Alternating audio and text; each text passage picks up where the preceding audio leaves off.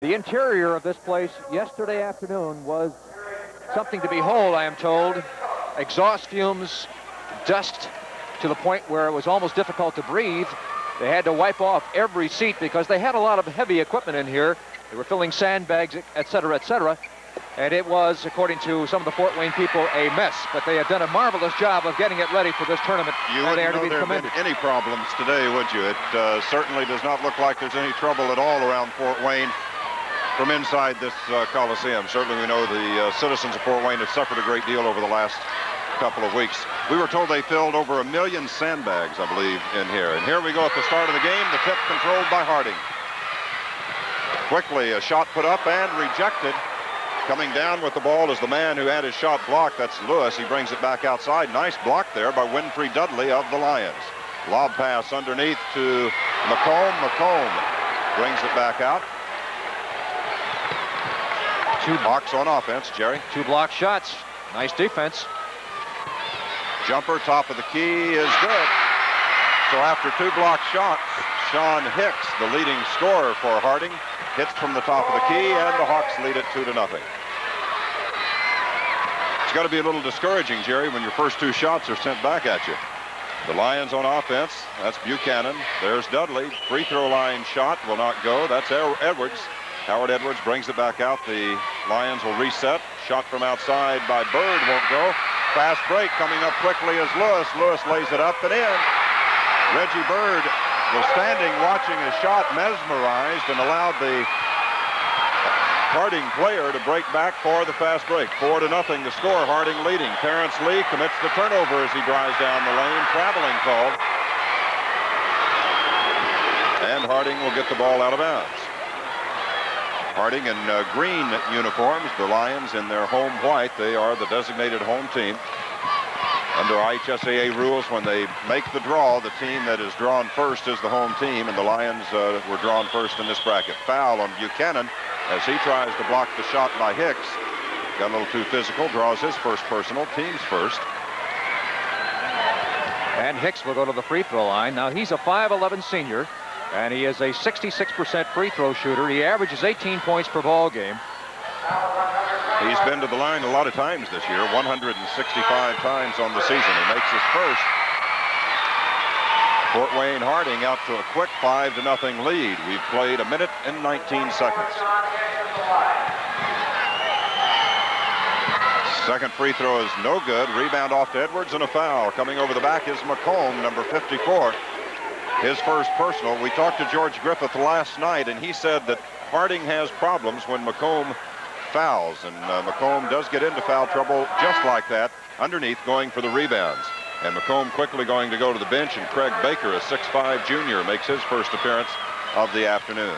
George Griffith said they've lost 6 games, and in all 6 games, McComb has fouled out. Buchanan up to Lee. That's Bird. Jumper is no good. Tipped around. Edwards back up and in with it, but we've got a whistle. Let's see if the basket will count. Jerry, our officials today, do you have the names? Jerry Cook from Elkhart is one of the officials. I'm not sure of the other right. Okay, the basket does not count. Lob pass into Edwards. He misses the shot.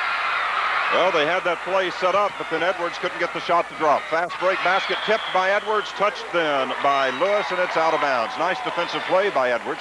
After missing his shot at the other end of the floor, he hustled back on defense. Harding trying to lob it under to Lewis on a similar alley-oop tap play, and Edwards got a hand on it, and then Lewis tipped it as it went out of bounds. Right now, the Lions doing a good job of handling that Hawk press, not having any trouble at all getting the ball up the floor. Fort Wayne drops back into the zone after the Lions get into the front court. 2-3 zone right now, and a bad pass tipped and stolen away, finally controlled by Hicks, and he'll slow it down the backcourt as he had trouble getting the ball under control. Now shot from outside by the freshman is good. That's Dylan Howard, the 6'4 freshman, and quickly it's a 7-0 ball game.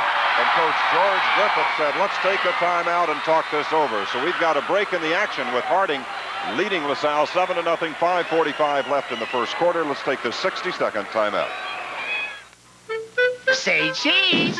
Ralph, who are these folks? Not just folks, testimonials for our cheese franks.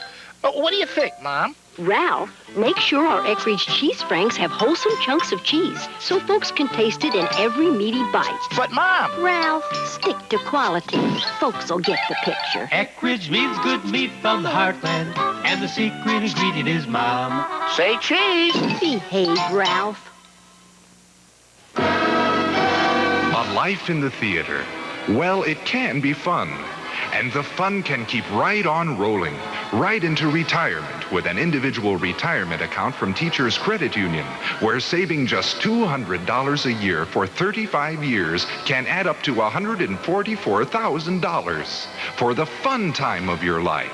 You're never too young to start your IRA. Let me correct. We're really not sure who they are because they're listed as Jerry Petro and Jerry Newsom, but I've heard that Newsom didn't make it here, so we're really in the dark on the officials. Coach George Griffith has talked things over with his Lions. No substitutions made during the timeout. Lob pass underneath is tipped away and stolen by Harding. They were trying to get it under to either Edwards or Buchanan. Number 42, Jerome Lewis, went high to knock the ball away. Here's Stephen. Jerry Harding certainly looking more poised here in the early going. Shot from the baseline is good by Hicks. And Hicks has his 5th point of the ball game. And it's a 9-0 contest. Harding with the lead. Buchanan off balance shot won't go. Rebound tipped out to Bird. Nice play. Nice play there by Dudley. Here's a shot from Lee. It's good. Terrence Lee from the baseline finally gets LaSalle on the scoreboard. And it came at the 5-minute mark, so it took the Lions 3 minutes to get their first point. They missed their first 5 shots. Harding up with it quickly. LaSalle back in his own defense. Shot is no good. Rebound off to Lee. Long pass ahead to Bird. Bird lays it up and in. Reggie Bird off the fast break outlet pass from Terrence Lee. First point of the afternoon for Bird. And that's what the Lions need to do to have success. They get the defensive rebound, a quick outlet pass, and a fast break layup. 9-4 is the score now. Harding with the 5-point advantage. 4:22 left. This is McComb. Shot from the corner by the freshman Howard is good. Dylan Howard, 2 for 2 this afternoon with his 4th point. And now Bird stripped of the ball by Hicks. 2-on-2. Hicks brings it down, misses the layup. Rebound tipped around and a foul called on Reggie Bird. Bird draws the personal. That's his first, team's second. Michael Watts into the ball game, and Winfrey Dudley goes to the bench as Coach George Griffith makes his first substitution of the afternoon. 7-point lead for Harding. The Lions have committed 4 turnovers compared to only 1 for Harding, and those turnovers have turned into a couple of baskets, and of course this last one almost after a missed layup, but the Harding gets the rebound and now throws the ball out of bounds. Stephen threw the ball away trying to hit Hicks with it in the corner. Threw it too strong and by him, so LaSalle gets the ball on the second turnover of the afternoon against Harding, or of the morning, I should say. Reggie Bird into the front court. Lobs it underneath for Buchanan. He goes high to get it, puts it up and in, and a foul. Let's see if the basket will count. Boy, Buchanan really had to go high after that one. I thought it had been overthrown, but he went up and pulled it down. The basket is good.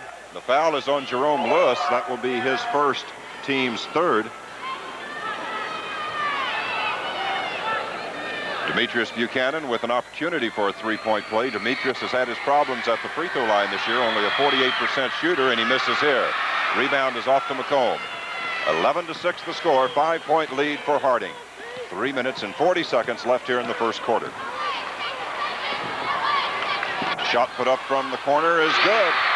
Jerome Lewis connects from deep in the corner for his 4th point. Harding shooting very well here in the early going. 6 out of 10. Shot by Buchanan is good. Demetrius Buchanan answers with his 4th point of the afternoon. 13-8. 5-point lead Harding. And now a pass thrown out of bounds almost hit Jerry Bleck here. Throwing the ball was Hicks, and he threw it right by his intended receiver, Stephen, right into the press table. Turnover number 3 against Harding. 4 turnovers by LaSalle, so that's beginning to even out. Buchanan. That's Bird. Fakes the shot. Buchanan steps around a defender. It's up and in, and it will count. I thought I heard a whistle. I guess not. 13-10, 3-point lead for Harding. That's 5 straight field goals for the Lions now. They're 5 out of 10 after missing. And now here's a steal. By Reggie Bird. 2-on-1. Bird loses the handle on the ball and gives it right back to Harding. That's Hicks with it. So the Lions miss an opportunity there as Bird mishandles. Shot put up is no good. Rebound off to Michael Watts. Out to Buchanan. The Lions, 3-on-2 opportunity. Underneath to Lee. Oh, nice what a move play. by Lee. Good body control as he hung in the air and got the ball inside. And Coach Harlan Frick says, let's take a timeout. The score is 13-12. LaSalle trailed 9-0. Since that point, they've outscored Harding 12-4 to pull back to within 1 at 13-12. We'll keep it here during this break. The LaSalle Lions trailing by a single point after starting abysmal. Oh, I can't say the word, Jerry. Starting terribly. That's better. Well, you're right. And the Lions, as our fans may recall, were behind 9-0 at the 5:17 mark before the first basket of the ball game for the Lions by Terrence Lee at the 5-minute mark gave them their first 2 points. And since then, the Lions have hit 6 straight baskets. They're 6 out of 11 now from the field for 55%. Harding is also 6 out of 11 for 55%. And the rebounds are all even at 6.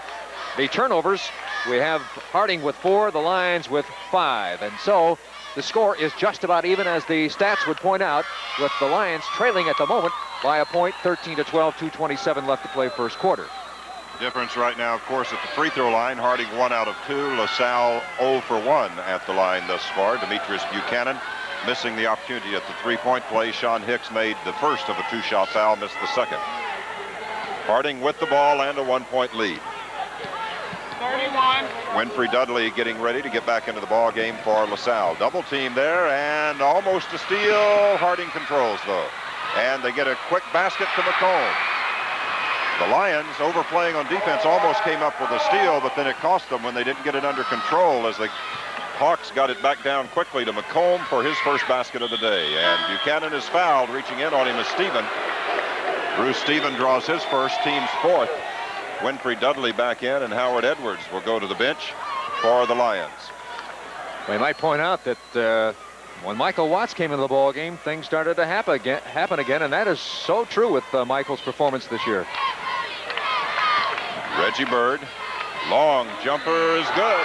Reggie Bird from way out on the right side cuts it down to a 1-point ball game once again, 15-14. 4 points today for Reggie Bird. Harding with the 1-point lead. McComb inside.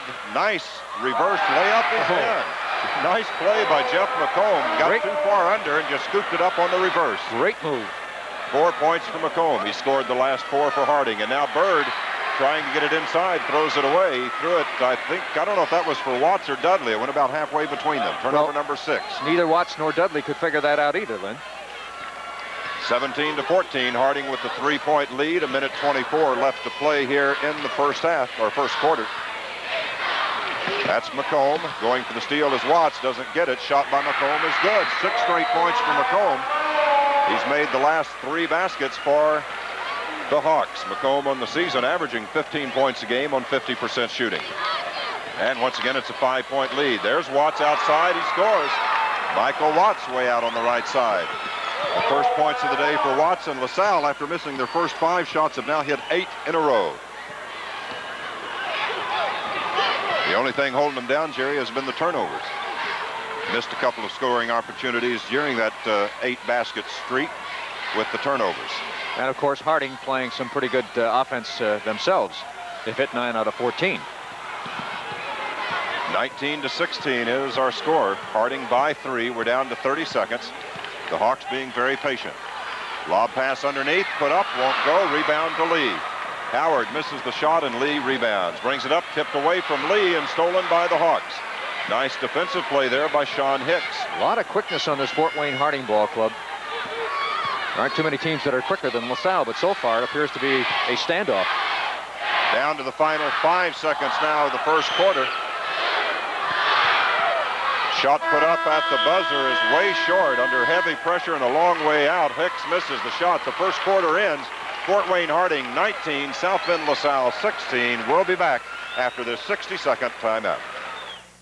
Spring is for you in 82 at College Driving School with a special vacation program. Free pickup, 6 hours in the car, one-on-one instruction. Call College for details. When you need someone to turn to, let us be the one. For all the things that make life easy, let us be the one. Throughout your life, we'll be here with you, with us, your number one. All you need in a drugstore, and more. Let us be the one. There are many reasons for a teenager to run away. A broken home, abuse, or neglect. Sometimes they run away through drugs, alcohol, or suicide. We know. We care. We're Crossroad, Fort Wayne Children's Home, a residential treatment center for emotionally disturbed teens. First quarter of the ball game, Harding 56% on 9 out of 16. The South Bend LaSalle Lions 62% on 8 out of 13. 8 in a row for the Lions after missing their first 5. Rebounds, Harding 6, the Lions 7. Turnovers, Harding 4, and the Lions 7. And Harding controls the tip again to start the second quarter. Mark Burks makes his first appearance for the Lions, coming in here to start the quarter, replacing Reggie Bird. And now a foul called on Michael Watts, reaching around, trying to deny the pass to Jeff McComb. Not a good foul by Watts. His first, team's third. The Lions with Dudley, Edwards, Watts, Burks, and Buchanan. And the Hawks with the same 5 players that started: Stephen Hicks, Howard, Lewis, and McComb. This is Howard. Nice move by the freshman. He went up, was blocked there by Buchanan. Good body control, and Dylan Howard has his 6th point. An outstanding move for a young freshman. 21-16, 5-point lead for Harding. Buchanan, long jumper, no good. Tipped back up by Dudley, won't go. Here's Buchanan with it, puts it back in. So on the third try, the Lions get it down. Buchanan with his 8th point of the contest, and it's a 3-point game, 21-18. Harding with the lead. The Hawks have the basketball. So Stephen working around the perimeter, looking for the basket inside. They do get it inside. Shot misses. McComb's follow misses. Rebound to Watts. Michael Watts clears the board after Hicks missed, and McComb on the tip couldn't get it to drop.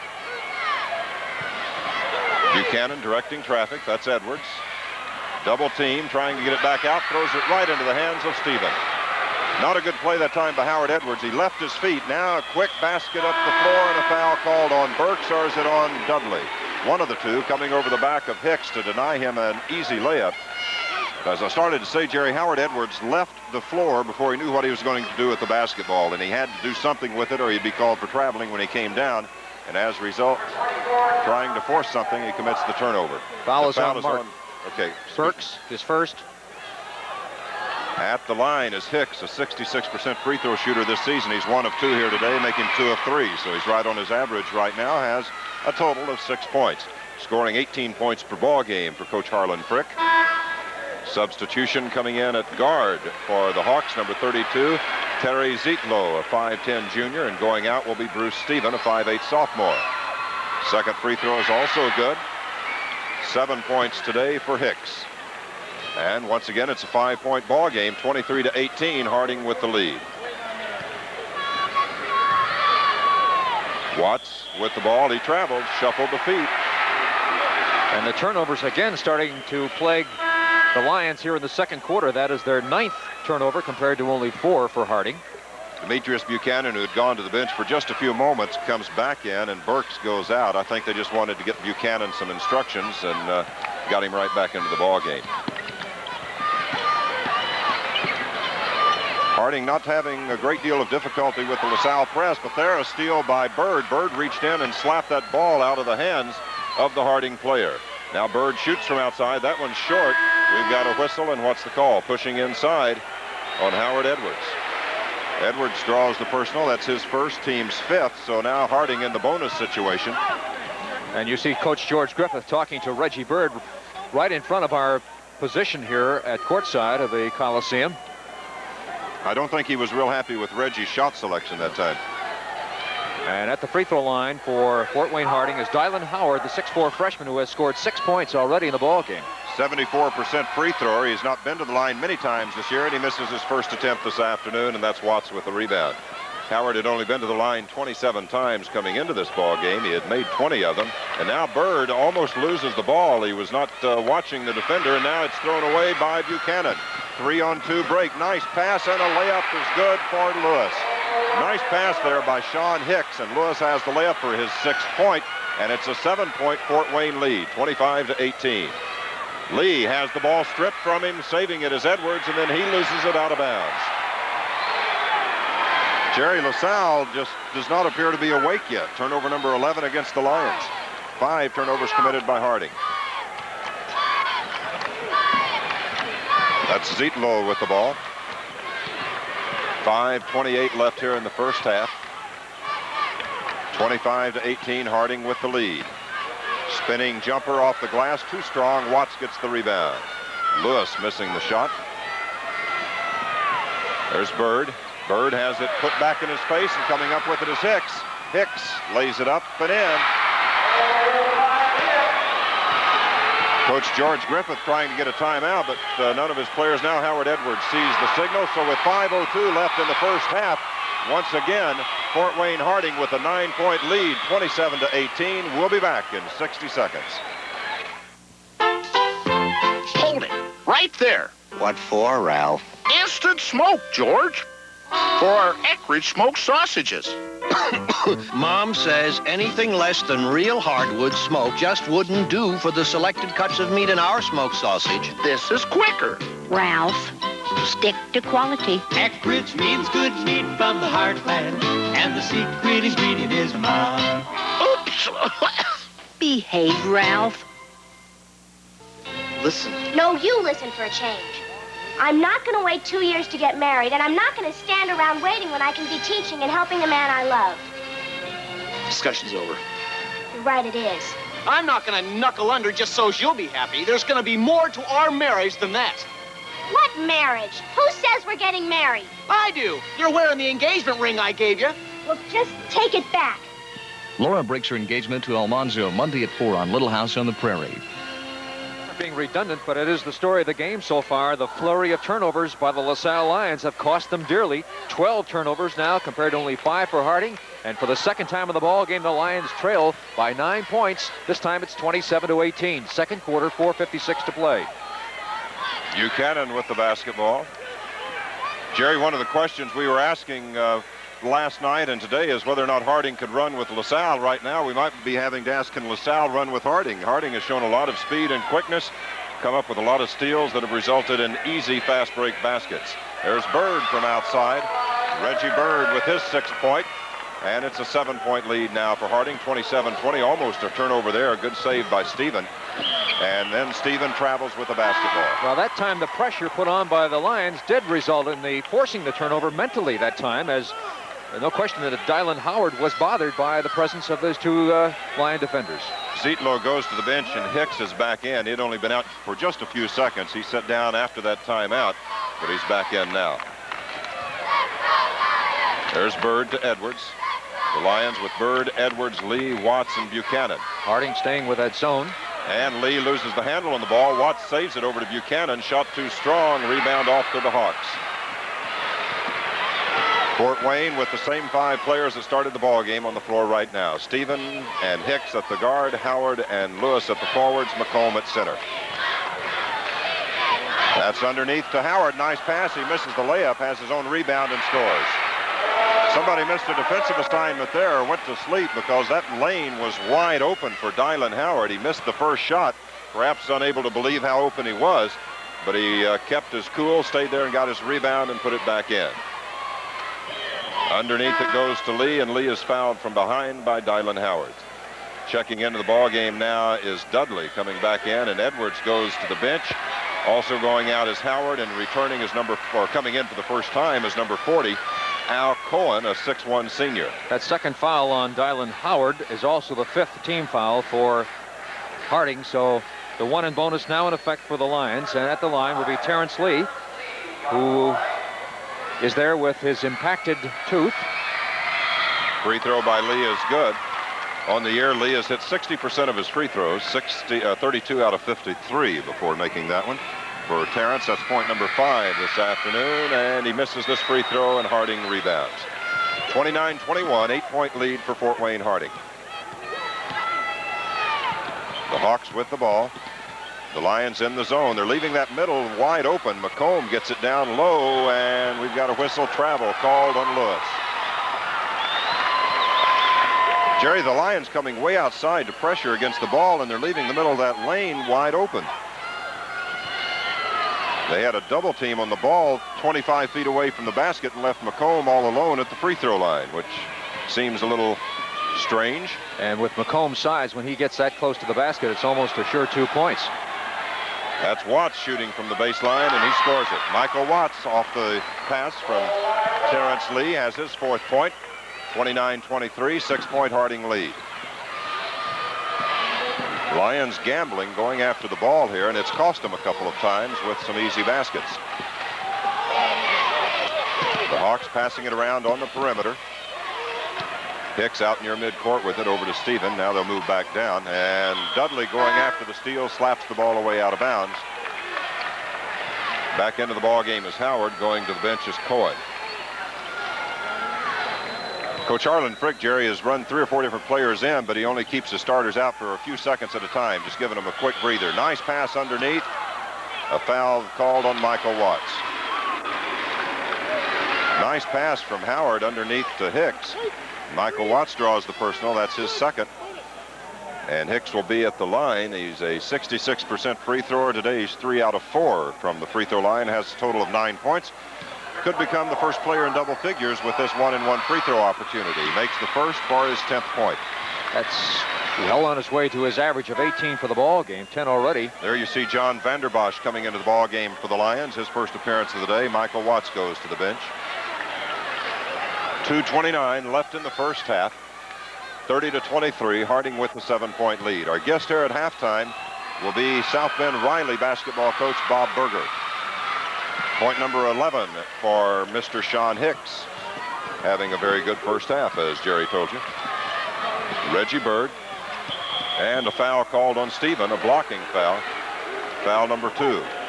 Team 6th, and Bird will be at the line for the 1-and-1. Reggie is the top free throw shooter on the Lions at 79%. He'll go there for the first time in this ball game. He has 6 points.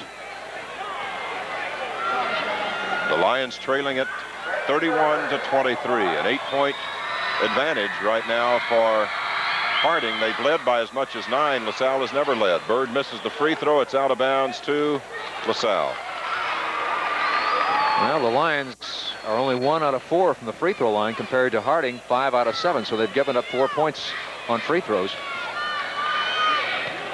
There's Terrence Lee from the free throw line. Won't go. Rebound is off the face of Jerome Lewis. Lewis and Howard, I believe, bumped each other underneath, and it bounced right off the face of Lewis out of bounds. LaSalle will inbound. That's Dudley. Lions have got to capitalize here, Lynn, on these 2 fortunate rebounds. Buchanan. That's Bird. He'll shoot it from outside. Won't go. Rebound off the head of Dudley. It's on the floor. We'll have a jump ball. Well, the second quarter shooting for the Lions has been rather dismal. They've hit only 3 shots in 9 attempts after hitting 62% of their shots in the first quarter. Even matchup here, a pair of players at 6'4", Howard and Dudley. Dudley a senior, Howard just a freshman. Tip controlled by the Lions. That's Bird with it. Buchanan, shot from outside is good for Buchanan. Demetrius Buchanan with his 10th point. First LaSalle player in double figures. And it's a 6-point ball game. 31-25, Harding with the lead. 1:45 to go here in the first half. There's Howard, turnaround jumper over Vanderbosch, won't go, and Vanderbosch gets the rebound for the Lions. Was tipped to him by Dudley. Nice play by Dudley. He couldn't control it, but he did get it to Vanderbosch. Buchanan driving inside is fouled by McComb. That's foul number 2 on Jeff McComb.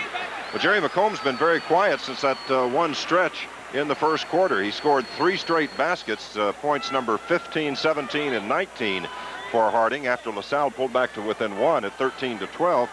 But since that time, he's been very quiet. He's a double-figure scorer at 15 points and a very key part of this Hawk team. As we told you earlier, he has had a tendency to foul out. He has 2 fouls now here in the first half. Free throw by Buchanan does not go. Well, Demetrius is not one of the better free throw shooters in this ball club. Coming into the game at 48%. He's missed 2. He does have 10 points, but the Lions are only now 1 out of 5 at the free throw line as a team. McComb is checked out, and Craig Baker has returned to replace him. Free throw by Buchanan is good. Now he's just 1 of 3 on the day, has 11 points. 31-26, 5-point Harding lead. That time, the Hawks have no trouble with the LaSalle press. Lewis over to Hicks. Outside shot won't go. Rebound off to Dudley. Dudley and Lee fighting over that rebound amongst themselves. Lee saw he was battling a teammate and let Dudley have it rather than force a turnover there with the traveling call, which they were very close to getting, I'm afraid. That is Lee. He comes down with the ball again, Jerry. The mistake Edwards made earlier, leaving his feet before he knew what he was going to do at the basketball. He thought about a shot, decided to pass after he got into the air. Vanderbosch broke to the basket looking for the rebound because he thought Lee was going to shoot, and all Lee could do was come down with the ball. And commit the 13th turnover, which is twice as many as Fort Wayne Harding has accumulated. Less than a minute to go here in the first half. Harding with the 5-point lead, 31-26. Pass inside to Baker. Fadeaway jumper misses. Rebound off to Buchanan. Not a good shot by Baker. He'd have been better off bringing it back outside. Buchanan puts it up too hard. Rebound comes out to Stephen. 2-on-2 break. Stephen trying to get it over. Tipped and stolen by Bird. Nice play by Bird. The other way, 2-on-2. Bird all the way down. Lays it up off the glass. Won't go. Vanderbosch tip won't go. Buchanan tip won't go. But we've got a foul on Baker. Craig Baker called for coming over the back. Reggie Bird disgusted with himself for missing that layup opportunity. In all fairness to Reggie, though, he had a defender right in his face. In fact, he had a couple of them. So I don't think he should be too disgusted with himself because it was under heavy pressure that he laid that ball up there. Here's John Vanderbosch at the line. 6'5" senior, 69% free throw shooter. Good look at John. Makes the first.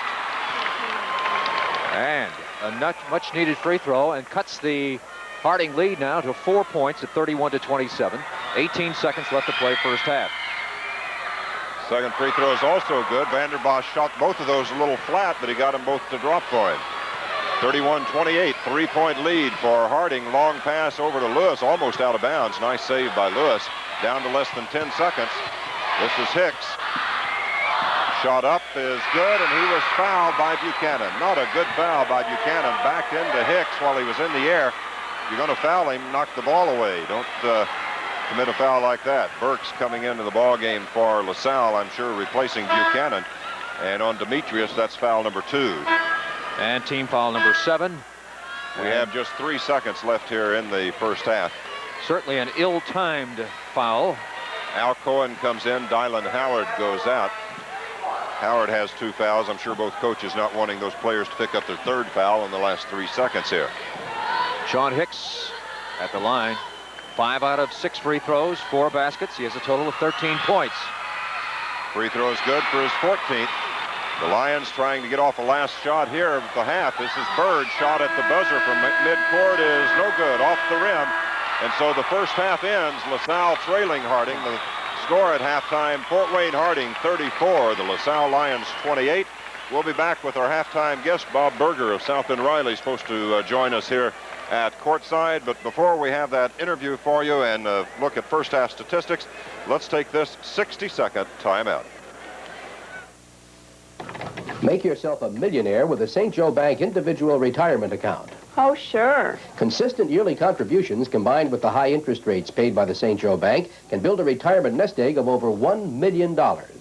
Make yourself a millionaire and save tax dollars. You're kidding me. A working couple could deduct up to $4,000 from taxable income with an IRA, and interest earnings are protected from taxes until retirement. Want to know more? Definitely. See your St. Joe personal banker soon. It's The Family Feud every weeknight at 7:30 on TV 22.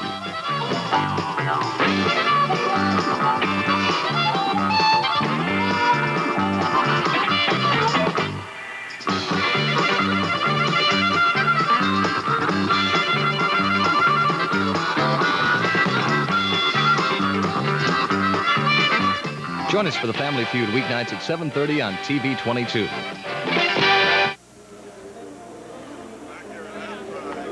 Fort Wayne Allen County Coliseum, LaSalle trailing by 6 to Fort Wayne Harding, 34-28. Our guest at halftime is Bob Berger, head basketball coach of the Riley Wildcats. Jerry and I commenting here in the first half, Bob, that LaSalle looks like they're asleep, like they're in dreamland. They're just not playing well. Well, I think it probably will take them a little while to get going. I think they did have a spurt there just late in the second period, and I think LaSalle frequently plays very even with people, and then they count on that 10, 12-point spurt, and we hope that can happen again today.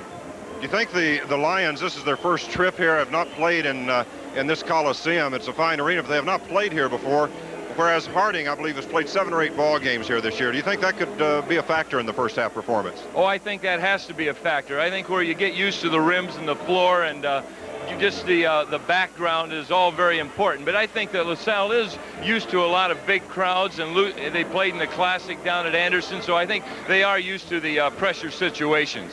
Of course, you were an assistant to George Griffith at LaSalle before taking over with the Riley Wildcats. What do you think George is telling them there at halftime? They're certainly not in a position where they would be panicky right now. No, I don't think they're going to panic. I think that's one thing that Coach Griff will have to tell them. Hey, don't panic. Do the things that we've done all season, and we can get back in this ball game. I think they have to start looking inside maybe a little bit more. I think we can remember last week in the regional, they went inside late to Watts, got 3 baskets, and got them really kind of pulled that game out. I think sure they're looking at going inside to Watts a little more. Well, certainly we were told that McComb, the center, has a tendency to get in foul trouble. In the 6 games he's fouled out this year, Harding has lost all 6 of them. So I would think that would be a key to go inside and maybe get him into foul trouble. I would think if you could go inside, get him in foul trouble, plus you're getting a little higher percentage shot, why I think they can get back in control of this ball game.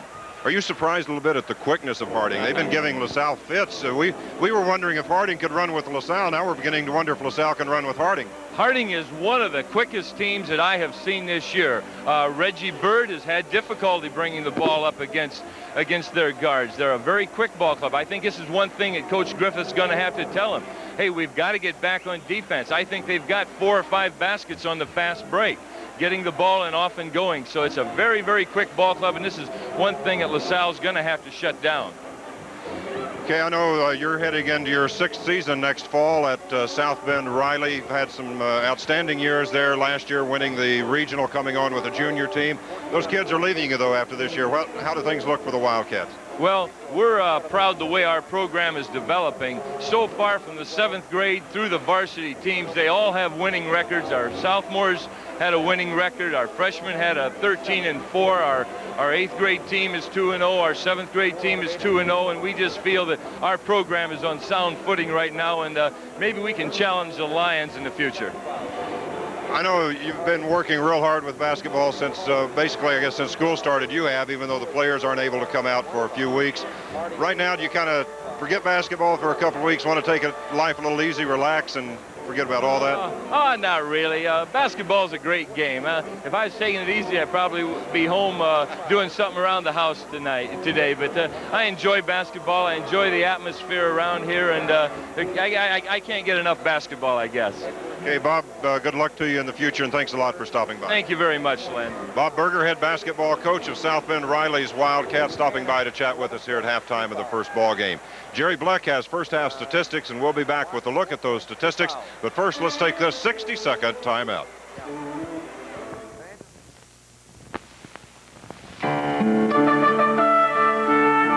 The human mind. It can investigate and solve, imagine and create, plan and perfect. The potential of the human mind is as limitless as space itself. And thanks to your generosity, the United Negro College Fund is turning this potential into reality. Your contributions go to 41 private, predominantly black colleges and universities, schools that are helping thousands of students graduate each year to careers that benefit both you and our nation. So your contributions are helping make their contributions possible. Invest in America's most important natural resource, the human mind. Support the United Negro College Fund. Remember, a mind is a terrible thing to waste.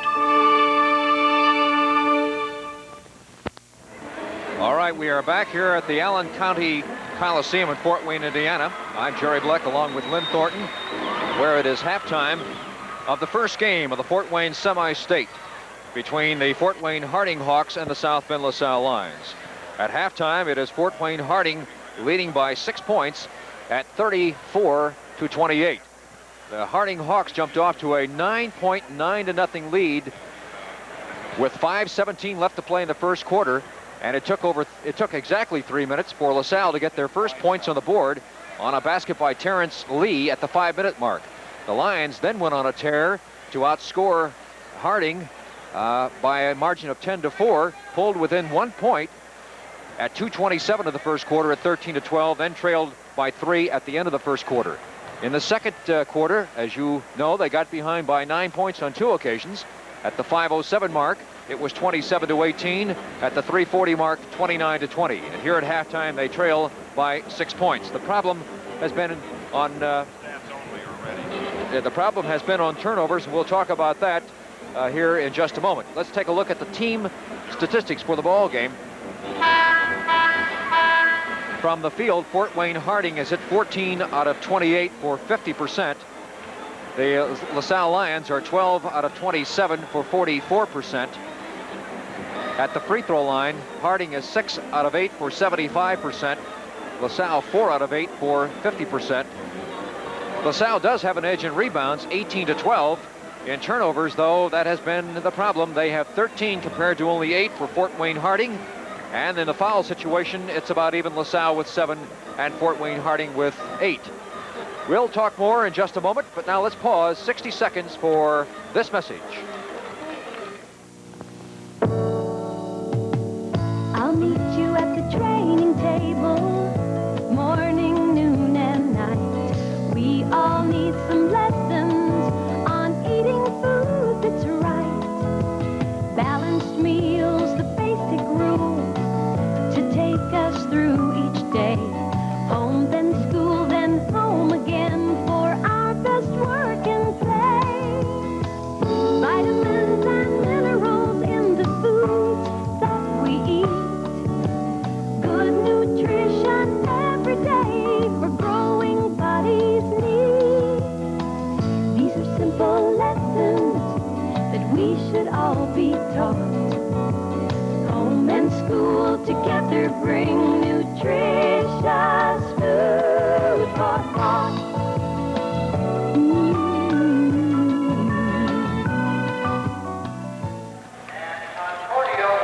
All right, let's run down the individual scoring for you for the first half of this ball game. For Fort Wayne Harding, Jeff McComb has 6 points and 2 personal fouls. Jerome Lewis, 6 points, 1 personal.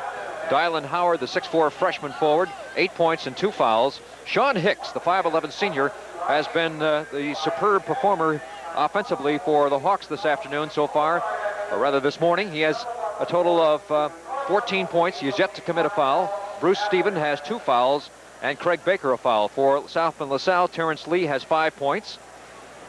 Winfred Dudley has yet to score.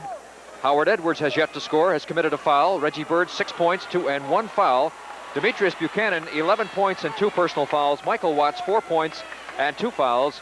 And John Vanderbosch has a couple of free throws. Mark Burks got into the ball game, did not score, but committed a personal foul. Again, it's 34-28 as we are ready to start the second half.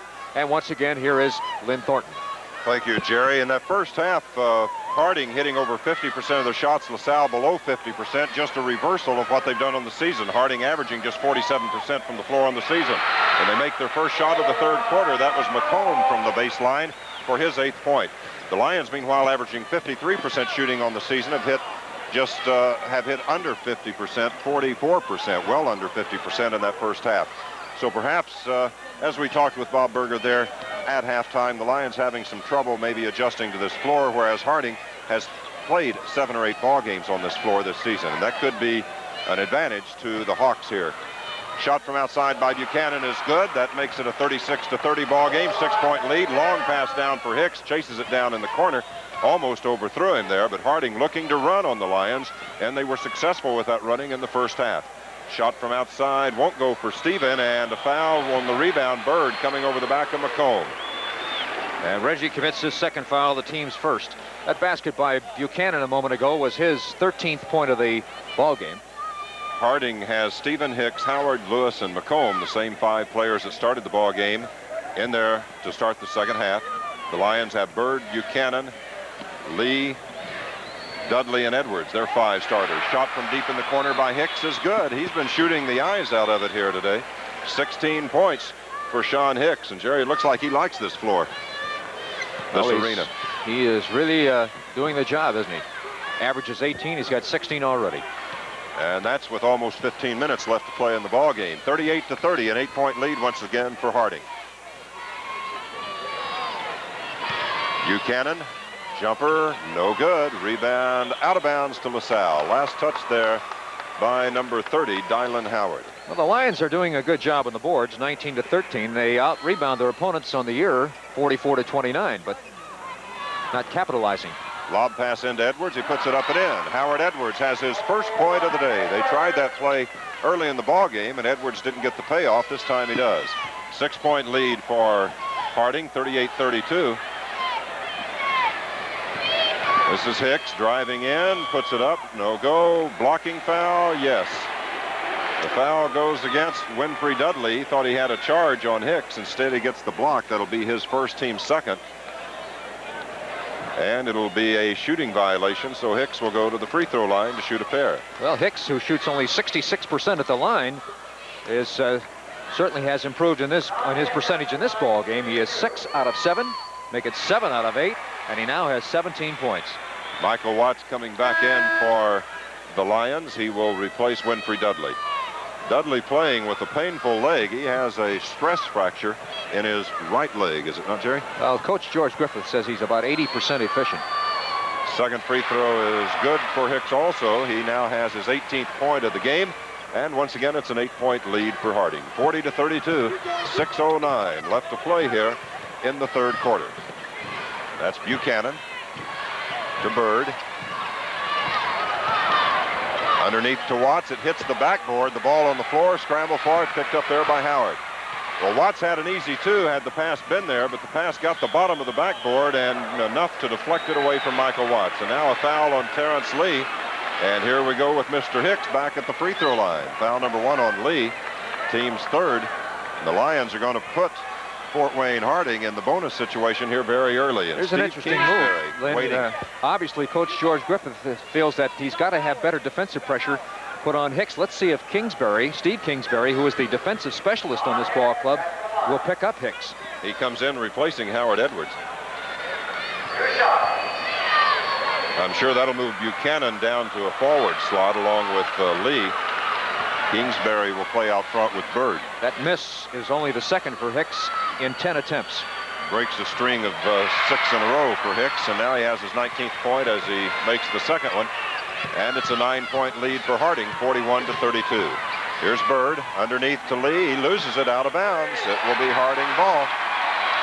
Terrence Lee loses control of the ball in the lane. Howard Edwards going to come right back into the ball game, apparently for Terrence Lee. 41-32, 5:39 left to play here in the third quarter.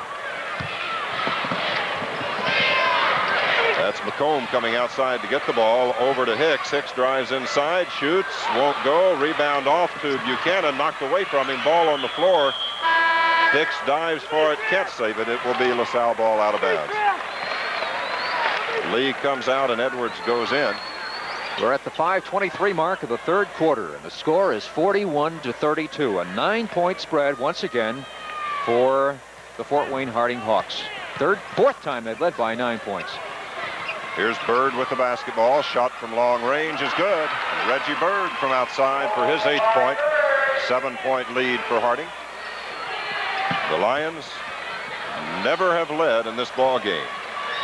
Shot by Steven, won't go. Rebound out of bounds. Last touch by Watts. Watts talking to the official. He wants a foul. McComb really crashed the boards into Watts, but no foul called. And now George Griffith wants a timeout. Didn't get the attention of the officials in time, so play back underway. The Hawks with the ball. That's Howard. Jumper is good. 42-34. 43-34 rather. 9-point lead once again for Fort Wayne Harding. And now we've got a timeout called by LaSalle, trailing by 9 with 4 minutes and 44 seconds left to play in the third quarter. Let's take this 60-second timeout. Hold it. Right there. What for, Ralph? Instant smoke, George. For our Eckridge smoked sausages. Mom says anything less than real hardwood smoke just wouldn't do for the selected cuts of meat in our smoked sausage. This is quicker. Ralph, stick to quality. Eckridge means good meat from the heartland, and the secret ingredient is mine. Oops. Behave, Ralph. Reach for Laverne and Shirley Monday. We follow this tasty beat of singing with Laverne DeFazio, a very talented singer.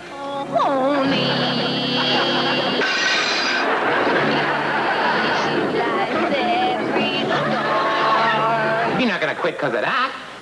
Come on, just because you got booed a little bit and jeered at and humiliated. Laverne and Shirley right after Happy Days on TV 22. LaSalle will have the ball out of bounds, trailing by 9 points. 4:44 left here in the third quarter. 9 equals the biggest lead Harding has had this afternoon. They've had that on several occasions. Had it early at 9-zip. There's Bird's shot, won't go.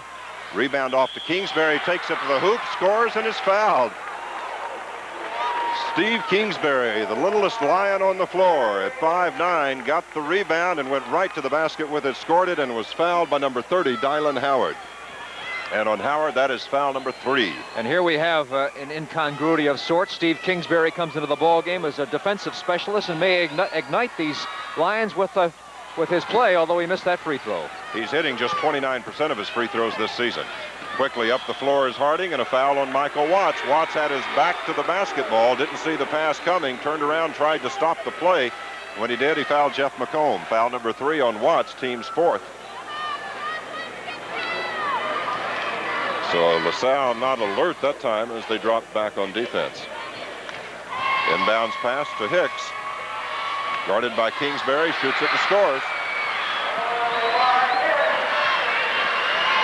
Hicks has his 21st point, and it's a 9-point lead once again for Harding, 45-36. That's Kingsbury with it. Out to Bird. Edwards, that's Bird again. Approaching the 4-minute mark here in the third quarter. Buchanan, double team, looking for someone, gets to Edwards. Edwards, jumper inside the free throw line, won't go. Rebound tipped around, controlled by Buchanan. Back up with it left-handed, won't go, but he was fouled. Nice move by Buchanan. The only way he could shoot that to avoid the block was with the left hand, and the foul goes against Jerome Lewis. Foul number 2, and Buchanan will be at the line to shoot a pair. That's only the second team foul against Harding here in the second half. The Lions have committed 4 fouls, so next time the Lions commit a foul, of course, the 1-and-1 will be in effect for Harding. Buchanan is 1 out of 3 at the line, has a total of 13 points. Free throw is good for Demetrius. 14 points today. Well, the Lions had a great spurt in the first quarter, but they certainly need one now. Second free throw also good for Buchanan as he got the roll. McComb, inbounds pass to Lewis, and he's fouled by Buchanan. Buchanan called for holding against Lewis, and on Buchanan, that is foul number 3. And the 5th on the Lions. And so we'll go to the other end of the court.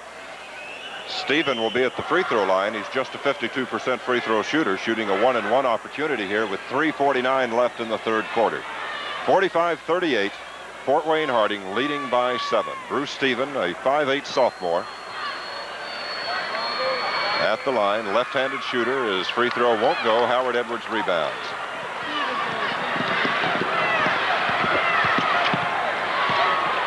Buchanan to Kingsbury.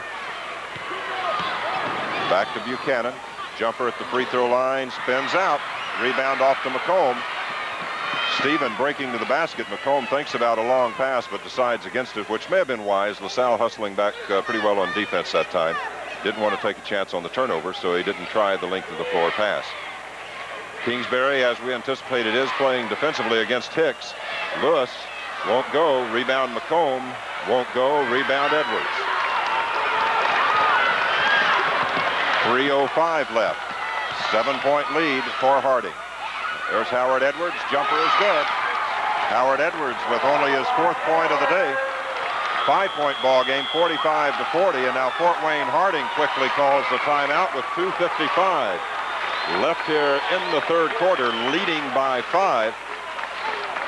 Coach Harlan Frick didn't like the way things were going in the last couple of moments, so he called the timeout. Harding will keep it here during this break. Harding missing their last 2 shots down the floor, but overall, Jerry, Harding has been shooting very well this afternoon. Just a shade under 50% at the moment on 18 out of 37.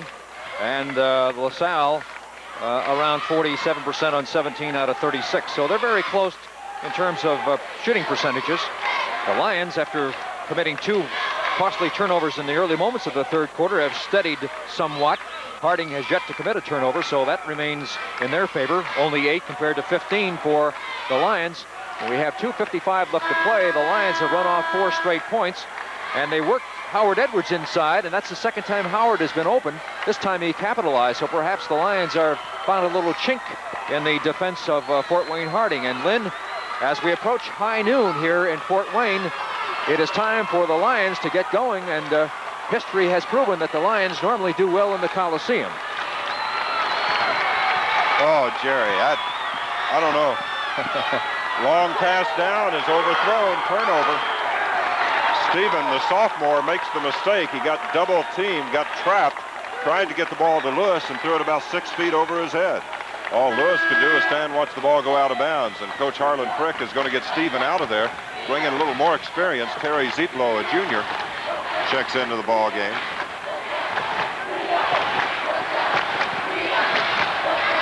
(45-40), LaSalle trailing by 5. Reggie Bird, long jumper, no good. Rebound Edwards, back up and in. Howard Edwards, offensive rebound basket for his 6th point. 45-42, LaSalle by 3.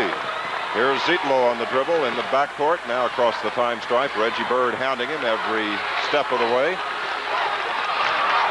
Pass tipped around, knocked out of bounds, last touch by the Lions.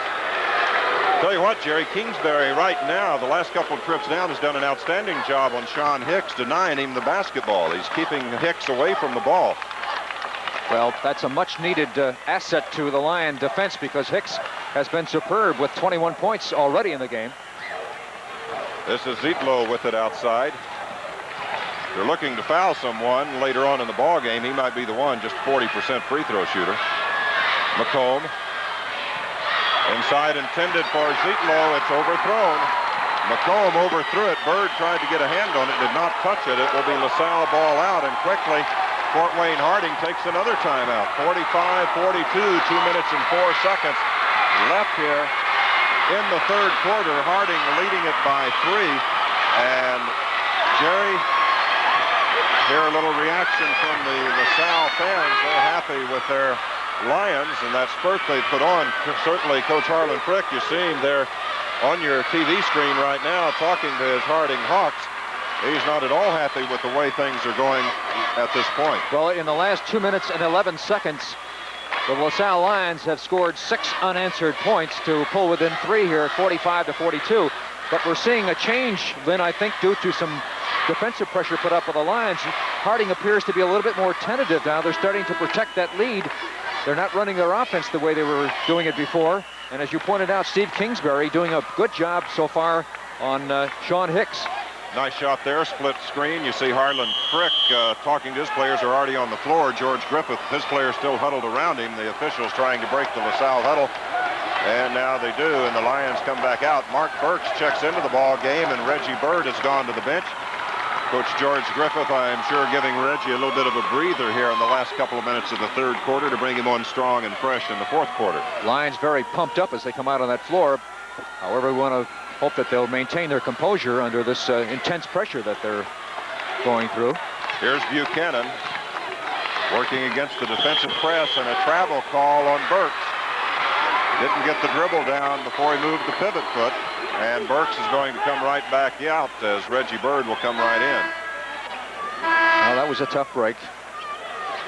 But credit Fort Wayne with some defensive pressure on Mark Burks. Jerry Kingsbury is shadowing Hicks, and Hicks earlier in the ballgame, the first half, had a big smile on his face, laughing the whole first half, and I was noticing they're right in front of us just on that inbounds pass, and Hicks has a frown on his face now, and he forced the shot there. Looked like he was trying to burn Kingsbury, and he forced the shot and missed it. Bird back to Kingsbury and in. Nice play by Reggie Bird. The ball was thrown too long for him, and he got it back to a teammate for the basket. 45-44, 1-point lead. Shot from outside is good by Dylan Howard. Howard from outside on the baseline gets his team a 3-point lead with his 10th point. Here's Kingsbury to Buchanan. 47-44, 3-point lead for Harding. That's Howard Edwards in the lane, has the ball knocked away, tips it over to Buchanan. Buchanan to the basket and scores. Demetrius Buchanan. Point number 17 rather, for Buchanan. Shot put up at the baseline won't go, and a foul called on Reggie Bird. Bird shakes his head no, says I didn't foul him. Stephen is the man that will go at the line. Foul number 3 on Reggie Bird. Bird goes over and talks to the official again. Harlan Frick looking at the official and says Howard Edwards traveled at the other end of the floor. Jerry, the official score shows Bird with 4 fouls. That is the 4th foul on Bird according to the official score. He goes to the bench, and back in is Terrence Lee. It's Lee, Buchanan, Edwards, Watts, and Kingsbury on the floor. Here's Stephen at the line. Bruce Stephen makes the free throw. He's 1 of 2 at the line this afternoon, has the 1 point.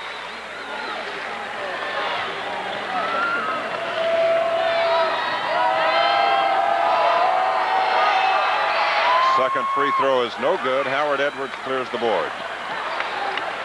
2-point lead for Harding. Less than a minute to go here in the 3rd quarter. 48-46 the score. This is Buchanan. Jumper from outside is good. Demetrius Buchanan ties the ball game for the first time today. 48 apiece. 46 seconds left to play. 19 points today for Buchanan. Jerry Kingsbury is just giving Hicks fits. Hicks standing down low on the baseline.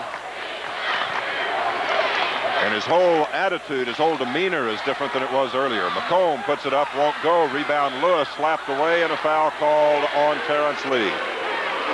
Terrence Lee draws the personal. That'll be his 2nd, team 7th. And Lewis will be at the free throw line. He's a 58% free throw shooter. Is at the line for the first time here in this ball game. 3rd quarter, we're down to 25 seconds. And another comeback by the LaSalle Lions has brought this game to a tie at 48. The Lions have never led in the game. Free throw by Lewis won't go. Rebound to Edwards. Lee, Kingsbury, shot good. Kingsbury gives LaSalle their first lead of the day. 6 points for Steve Kingsbury. 50-48. The Lions by 2. McComb with it. Inside, it's up and in by Lewis. Jerome Lewis ties the game at the buzzer. The 3rd quarter is over. The score tied at 50 apiece. The scoreboard says 51-50, but that is not right. The score is tied at 50 apiece. They're resetting it. We'll be back with the start of the 4th quarter in 60 seconds. Trust isn't given, it's earned. Trust comes from understanding, honesty, and reliability. Trust comes from example, from doing a job the right way, sometimes the hard way to make sure it's done well. Trust is why this coat has become one of the most honored symbols in healthcare. It's part of what makes a pharmacist a Hooks Pharmacist in Green. Trust in prescriptions. Since 1900, you've let Hooks be the one.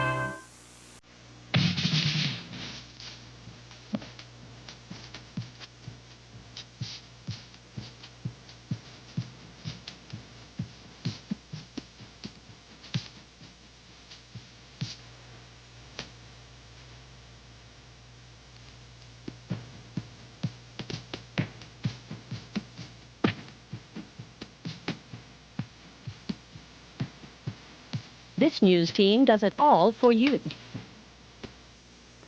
win in the last 4 minutes and 15 seconds of the third quarter. The Lions outscored Fort Wayne Harding 14-5, and they wiped out the 9-point deficit. The score is now tied at 50 as we move to the fourth quarter of play. Second game this afternoon, Plymouth, ranked number 4, against Marion, ranked number 7, 2 of the top teams in the state.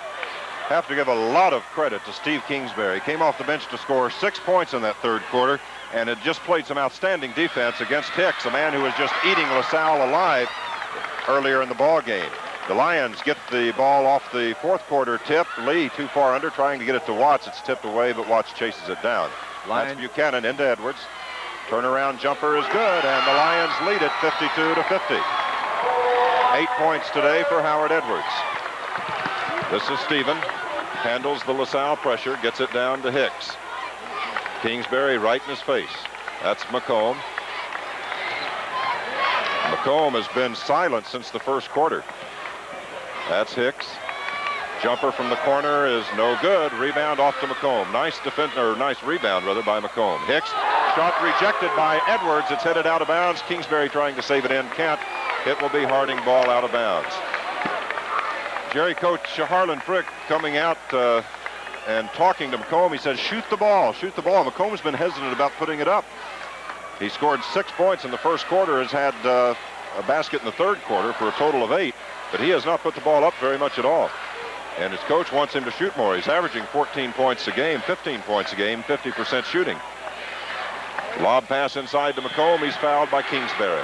Well, that was a fortunate foul, I think, because that would have been an easy 2 points with the size of McComb against Kingsbury. So Except now McComb is an 82% free throw shooter, Jerry. I don't know if you gain anything by sending him to the line or not. Well, it's a chance. Let's put it that way. Shooting the 1-and-1. Makes it here. He's hit 86 out of 105 free throws this season, so he's had a lot of experience at the line. He's a senior. We're down to 7:03 now. Score could be tied again. And it is at 52 apiece. Jerry told you just over 7 minutes left in the ball game. The winner of this ball game will meet either Marion or Plymouth tonight in the title game here at Fort Wayne. That's Terrence Lee. Gives it to Kingsbury. Reggie Bird on the bench with 4 personal fouls right now. For the first 3 quarters of the game, LaSalle shot 52%. Harding was at 49%. And the Lions have hit their last 6 in a row. They've had 2 scoring spurts in this ball game. They hit 8 straight baskets in the first quarter. Howard Edwards at the free throw line, gives it over to Buchanan. Almost mishandled there. Here's Watts from outside, scores. Michael Watts deep in the left corner with his 8th point of the ball game, and LaSalle up by 2, 54-52. Stephen with the ball.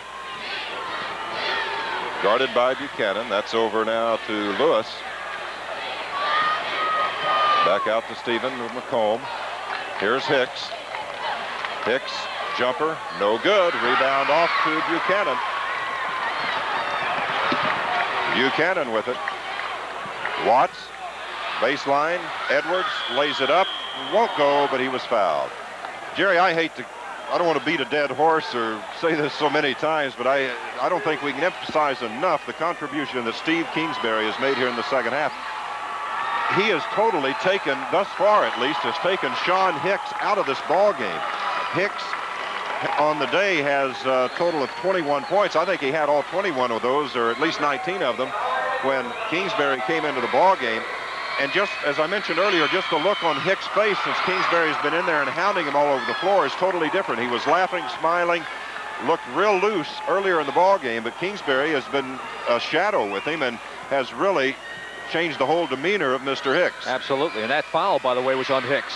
There's Howard Edwards making 2 good, crucial free throws, his 9th and 10th point of the day, and LaSalle with their biggest lead, a 4-point advantage. Harding led by as much as 9 on several occasions in this ball game.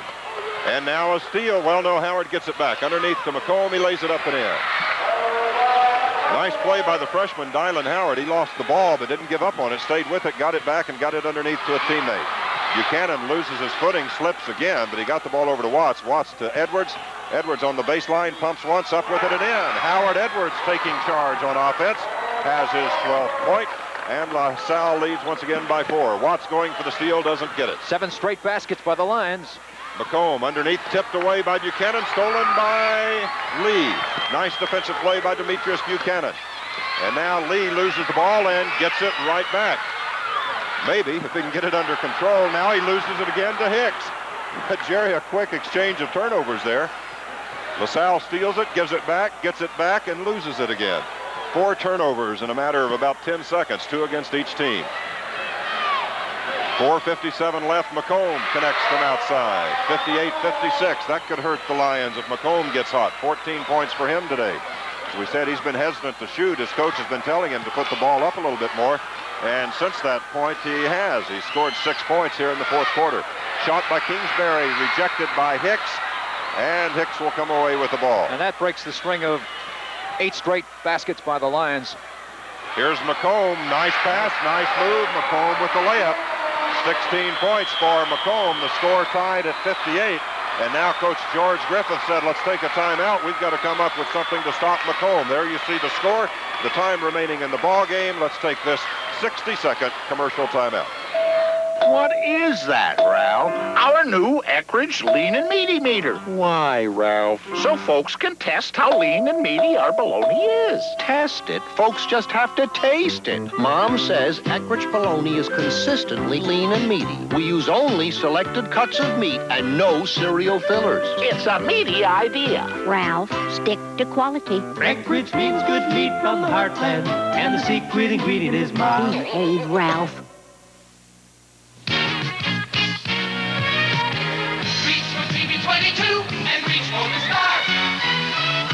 Lead off your afternoon with Little House on the Prairie at 4 on TV 22.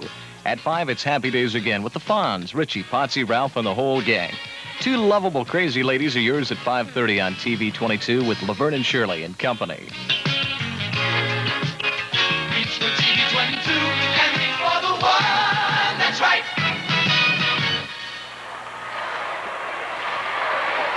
The LaSalle Lions have just taken their 4th timeout. They have 1 more remaining.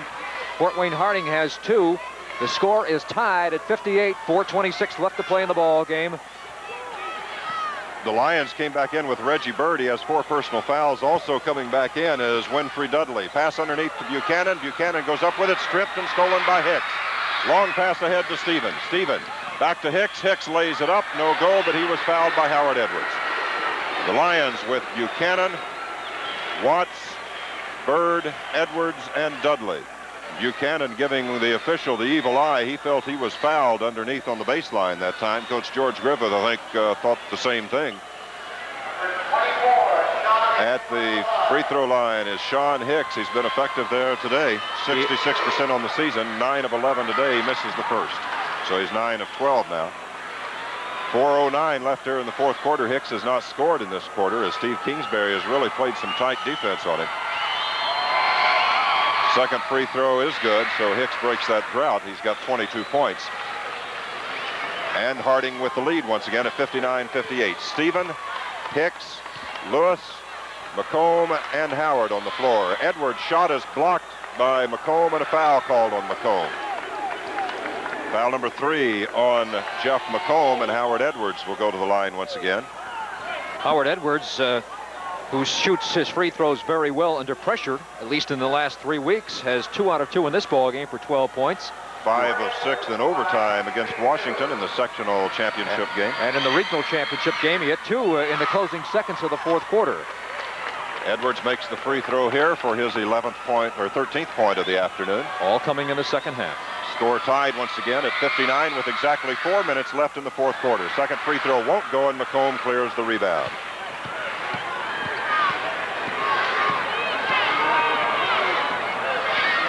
Reggie Bird has to be careful. He's playing with 4 personal fouls. Lions need his offense in there going down the stretch. Shot from outside by Hicks won't go. Rebound off to Howard Edwards. Well, Hicks is certainly forcing those shots, Lynn. I think that's frustration coming out of that young man now. Well, I think Kingsbury started it. Here's the shot from Bird. It's good, and the Lions have a 2-point lead, 61-59. 10 points today for Reggie Bird. This is Stephen. 3 minutes and 19 seconds left. Buchanan has drawn the defensive assignment of Hicks now with Kingsbury on the bench. Here's McComb, guarded by Watts. Down to the freshman Howard. He misses. Rebound off to Dudley. Dudley throws it ahead for Bird. 3 minutes left to play. LaSalle leading by 2. Watts deep in the corner. Cans it. Michael Watts deep in the left corner makes it. And for Watts, that's point number 10 today. Or point number 8, excuse me.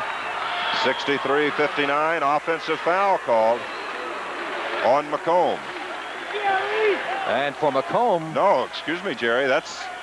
He said an offensive foul, but now he's calling it against LaSalle's Buchanan, I believe. He gave a signal like an offensive foul when he hit his fist against his open palm. That generally is a designation of an offensive foul, but he comes over to the scorer's bench and charges the foul to Buchanan. That's his third, so McComb's at the line. Well, here's the 82% free throw shooter, who's 2 out of 2 and has 16 points. Making 3 out of 3. Harding shooting 67% at the line at the moment as a team here in this game, 14 out of 21. LaSalle with the 3-point lead. McComb whittles it back to 2. 63 to 61 is the score.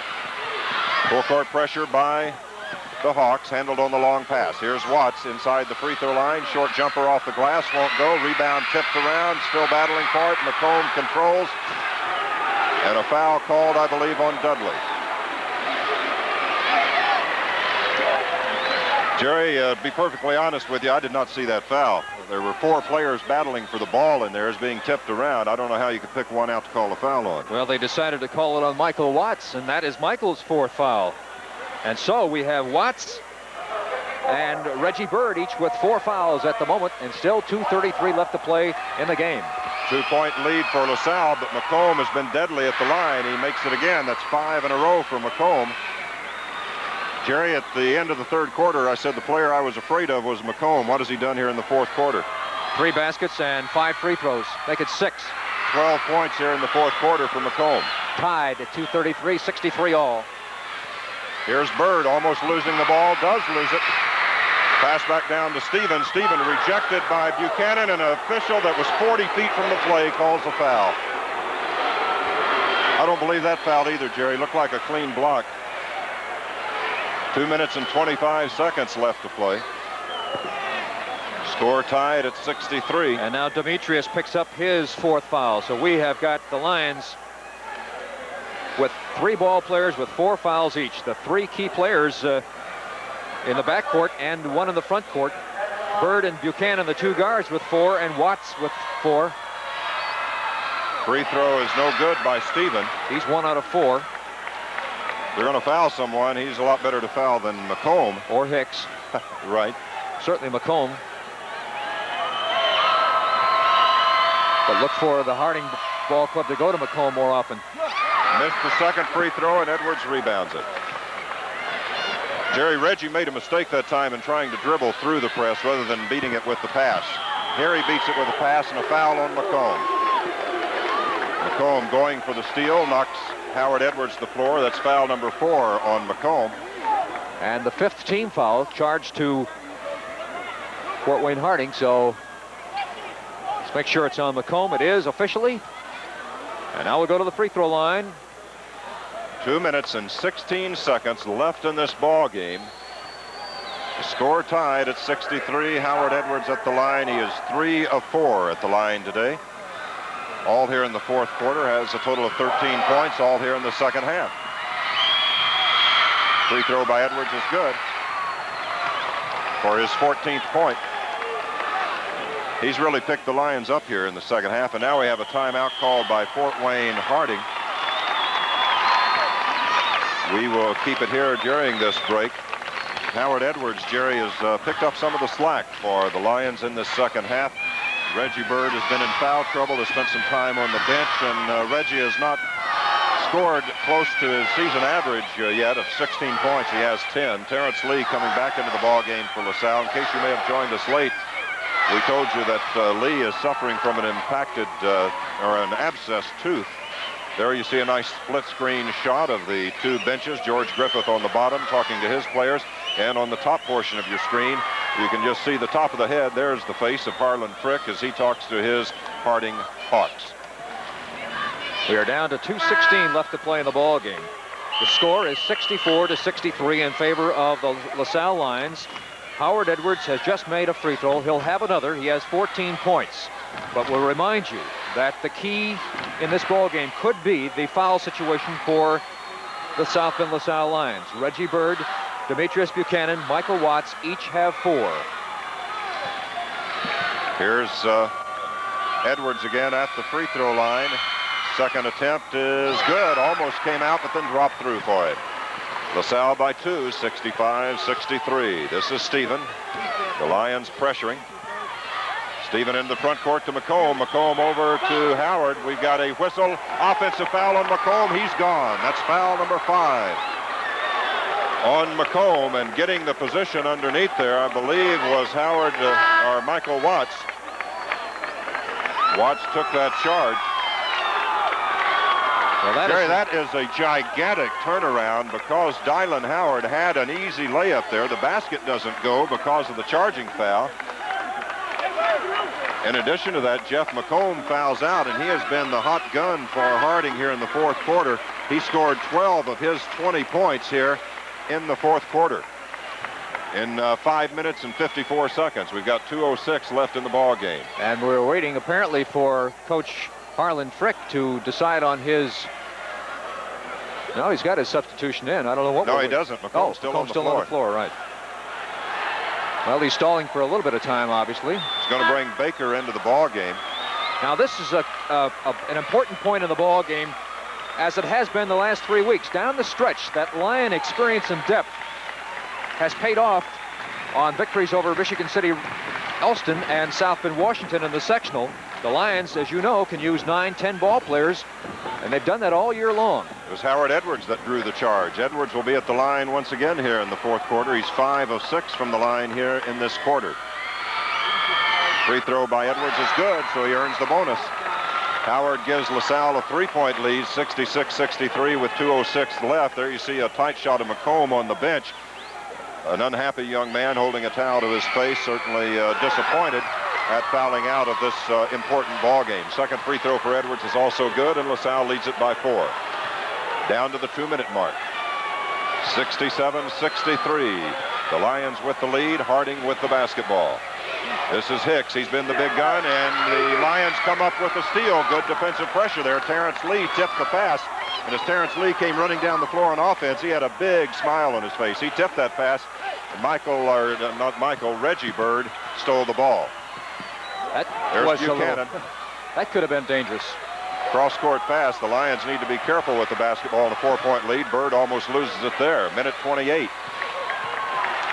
I would like to see the Lions keep the ball in the hands of Howard Edwards and Reggie Bird. They're the best free throw shooters. Watts goes inside, has it slapped away by Lewis. A good defensive play by Lewis, or Michael Watts had a layup. A minute 20 left to go. 4-point lead LaSalle, 67-63. Watts to inbound it, gets it into Edwards. Edwards in the lane, has it knocked away, but Lee chases it down. Well, I would rather see the Lions not shoot the ball because Edwards. They've got the clock working for them. That's what they need to do, is keep the ball out high and eat some time off. Keep it out in the backcourt. Keep it in the hands of Reggie Bird. Here's Terrence Lee, left-handed hook shot, it goes. Terrence Lee's got a big grin on his face once again. Terrence Lee, a right-handed shooter, puts up the left-handed hook shot for his 7th point. 69-63, 6-point lead for LaSalle.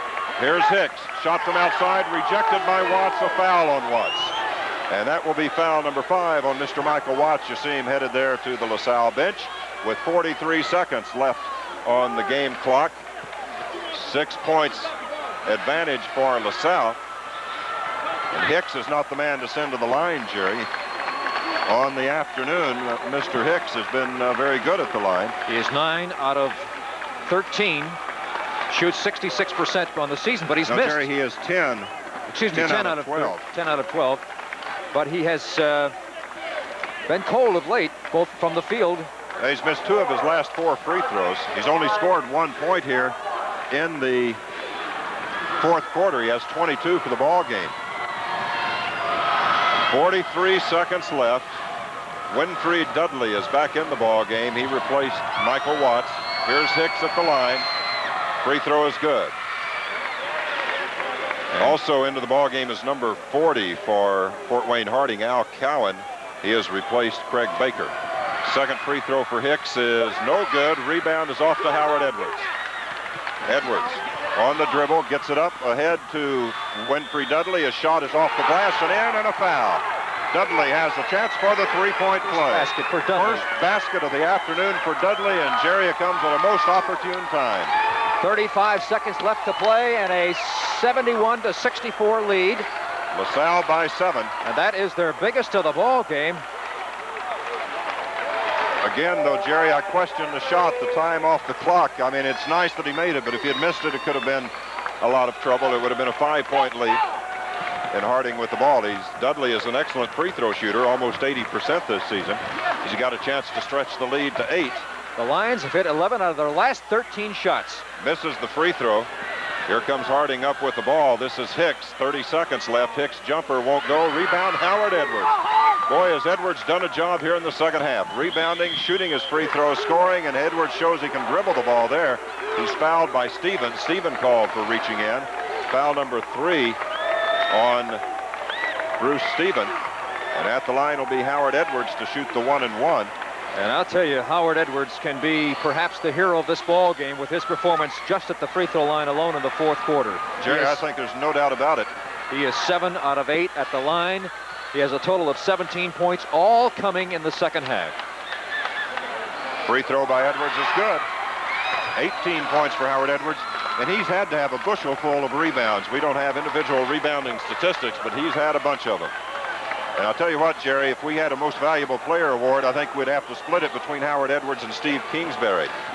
Second free throw is missed, and here's Harding with the ball, trailing by 8. Shot put up, won't go, but a foul called, I believe, on Terrence Lee. And that'll send Hicks to the free throw line with 18 seconds, and that's something LaSalle does not want to do. Hicks put up an off-balance pressure shot, and really no foul. Should not have been a foul there by Lee. No, don't put him at the line for an easy 2. He's shown he can make those at the line. Let's see if he can make them from outside. He is 11 out of 15 at the line. Here's his first free throw. It spins out, won't stick. LaSalle leading it by 8 with 18 seconds left. 72-64. There you see the scoreboard on your screen. Second free throw also no good. Dudley rebounds, and Dudley is fouled immediately by Howard. Dylan Howard draws the personal foul, an intentional foul there. Only 1 second ticked off the clock. We'll go to the other end. Winfrey Dudley is not the man to foul. Dudley is a good free throw shooter. Now George Griffith clearing his bench. Vanderbosch, Burks, Wituski into the ball game. Armstrong into the ball game. And number 45, Calvin Carter, coming in with 17 seconds left. Jerry, this ball game's not over. There's only an 8-point difference. But you wonder, what does this do to the other team psychologically when they see the team with the lead clear their bench? Do you think that has to put them down a little bit, saying, hey, as far as they're concerned, the game is over? Yeah, I think so. I think that would be a reaction, and a normal reaction. And, in fact, now Coach Harlan Frick is going, apparently, to admit the game is over because he's clearing his bench. You know, Lynn, in my 18 years of doing games here, I have only once seen what I call the total capitulation that you could, when you think of boxing, throw in the towel. I saw that done literally by Coach Johnny Barato of East Chicago, Washington, back in 1966 when the Michigan City Red Devils won in the afternoon at Indianapolis Butler Fieldhouse, Hinkle Fieldhouse now. He threw in the towel on the floor, literally. Free throw by Dudley is no good.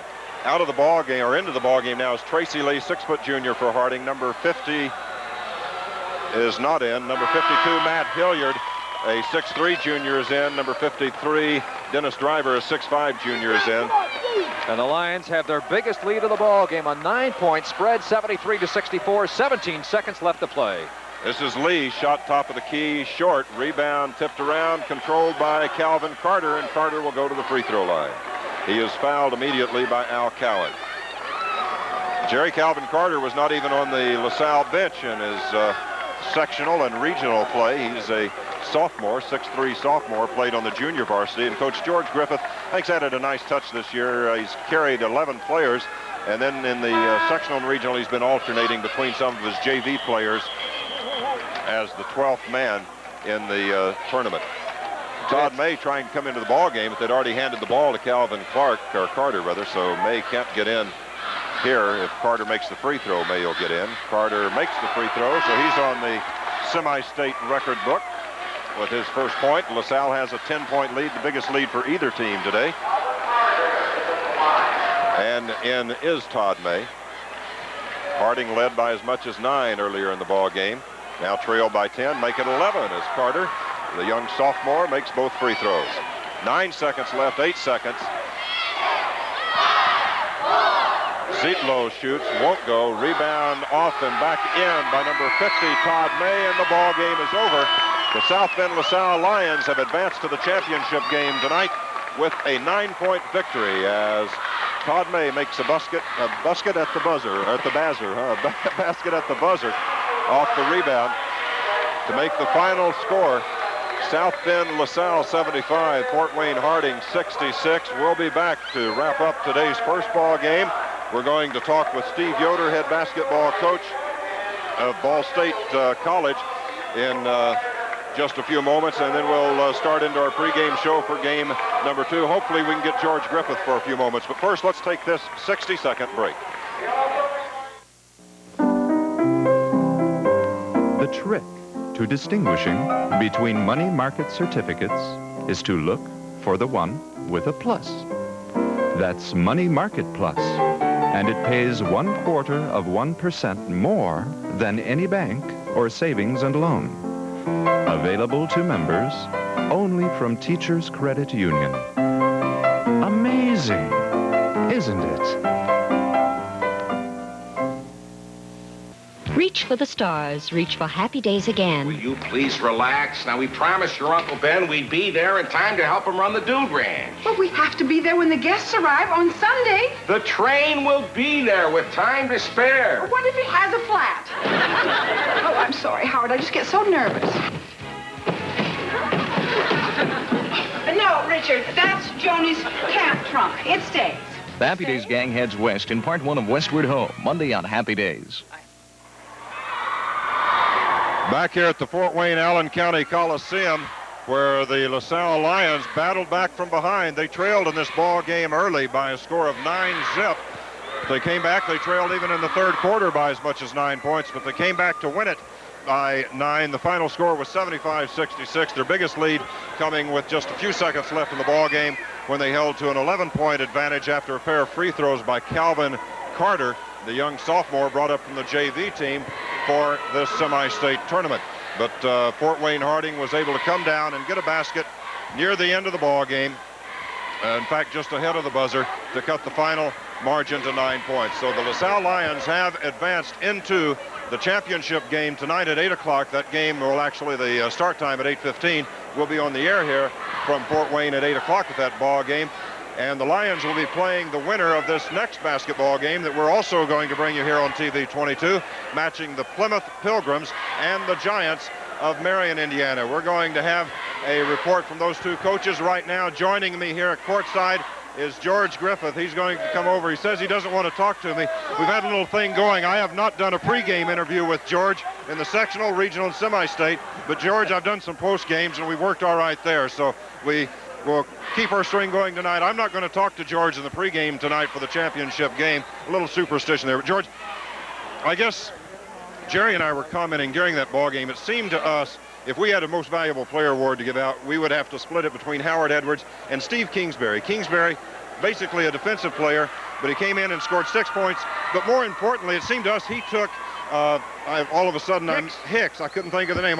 Took Hicks totally out of his game.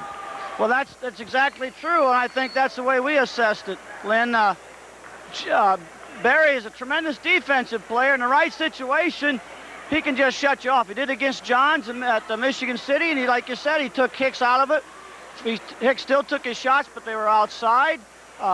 We finally got our momentum going, finally got ourselves on the boards a little bit. We were hesitant. I don't think Reggie Bird played very well, but he's going to save it for the night. Howard came through. Howard wanted the ball. You know, he said, I'm ready. Give me the ball. And it went to him, and he did the job. And, of course, he's super on that free throw line under pressure. George, let's step up here a little closer, and maybe we won't get so many people walking between us and our camera position here. You mentioned the work that Howard Edwards did. Let me grab the score sheet here from Jerry Bleck for just a moment if I can. We show Howard finishing the day with 18 points, 12 of them in that fourth quarter on 8 out of 9 from the free throw line. So Howard again comes through at the line as he did against Washington in that overtime period. Well, you know, we've talked all year about what great talent we have, and it's never a good coaching job. It's how much talent we have. But the point I'm trying to make is that we have people that are that good. Somebody's got to come through for us, whether it be Bird, Buchanan, Watts, Edwards, or whoever. Edwards came through for us, gave us a spark. And, hey, Harding is a fine basketball team. You know, they're a super ball club. I think we beat a great ball club tonight. We couldn't play much worse the first half than we did. But thank God there's two halves. I think our kids kept their poise. Got what had to be done. Shut off Hicks. Get the rebounding going. Get on the boards. Hit the free throws if needed. Pressure them. We went after them all over them. Full court, man-to-man.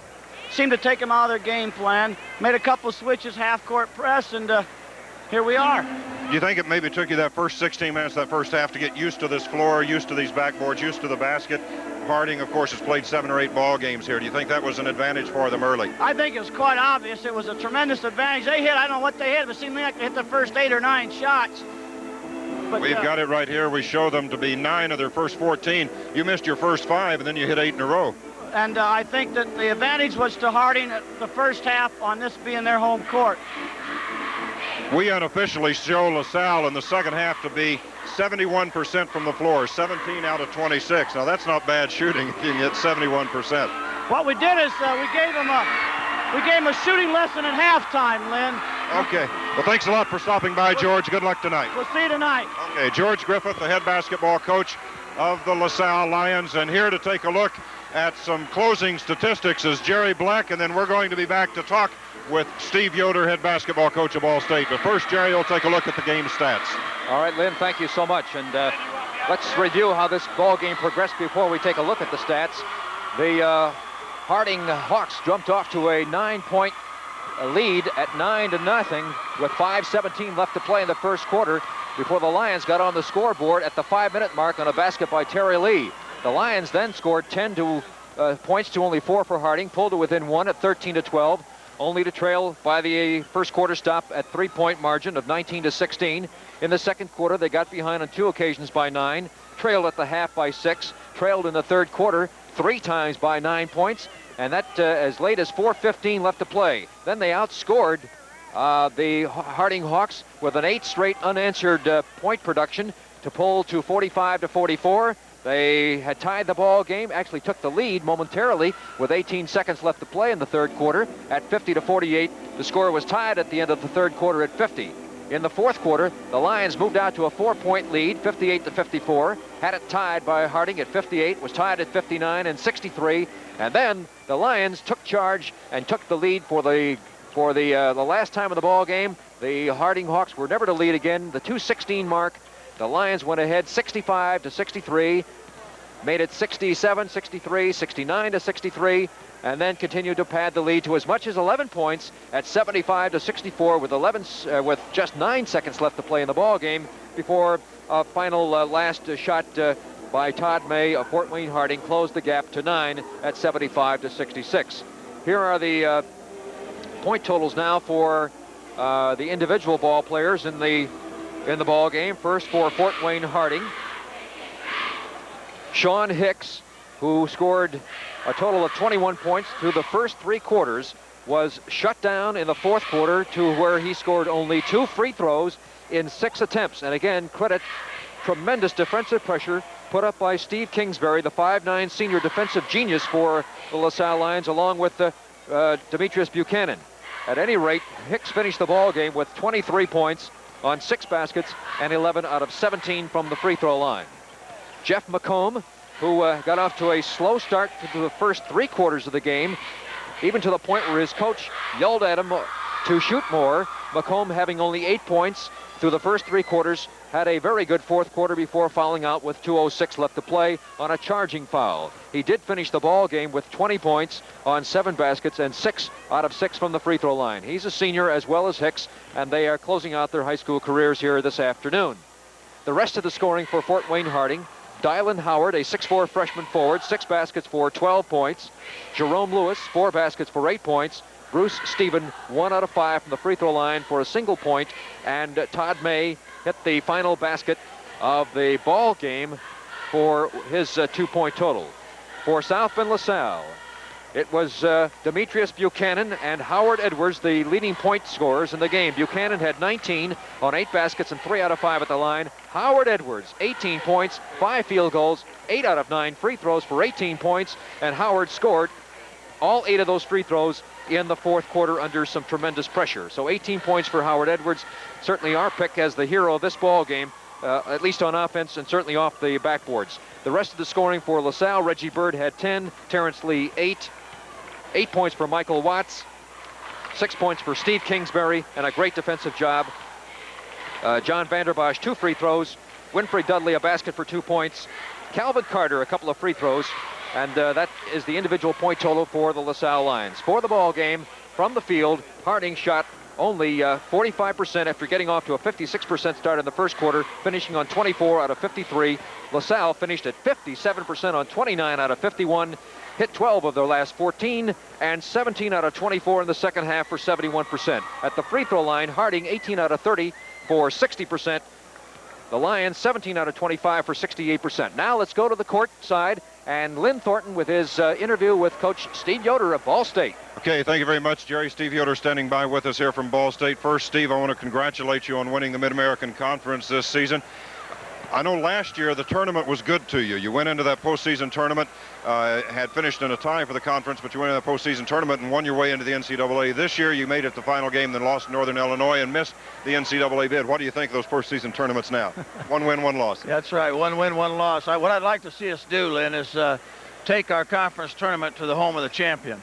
And I think if we can have the tournament site at the home of the champion, it gives the team that wins the league somewhat of an advantage. This way, right now, we go 12-4 in a conference, win the conference by 2 ball games, and we have no advantage. So you'd like to see it played, give something to the team that wins the round robin. That's right. It's like this year. We've won 18 straight ball games at home. We've won 28 of 29 at home, and we win our conference. Now, that would give us a little bit of an advantage if the game was going to be played at our home site. I know Ball State, like many universities facing the financial crunch, have made some cutbacks in their athletic programs. Is that going to affect the basketball program at all? No, all the cutbacks you hear about are not reflected in basketball, at least not at Ball State University. We've had plenty of funds to operate with.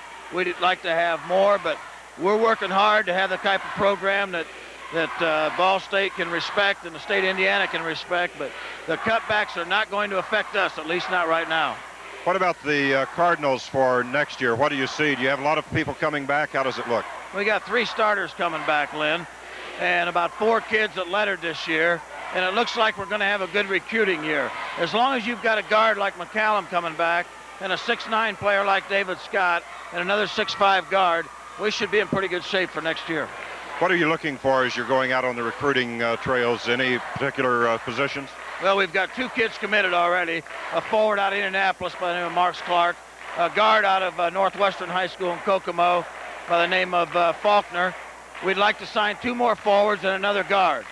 So that's where we are right now. We may have 2 more commitments on Monday afternoon. National Letter Day is not till April 14th, so there's still plenty of time for us to get involved with some more kids.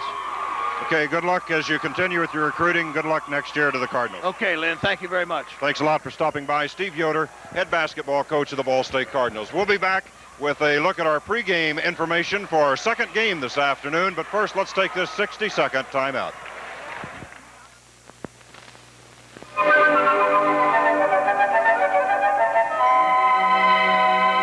Oh, no, Ma! Alcoholism.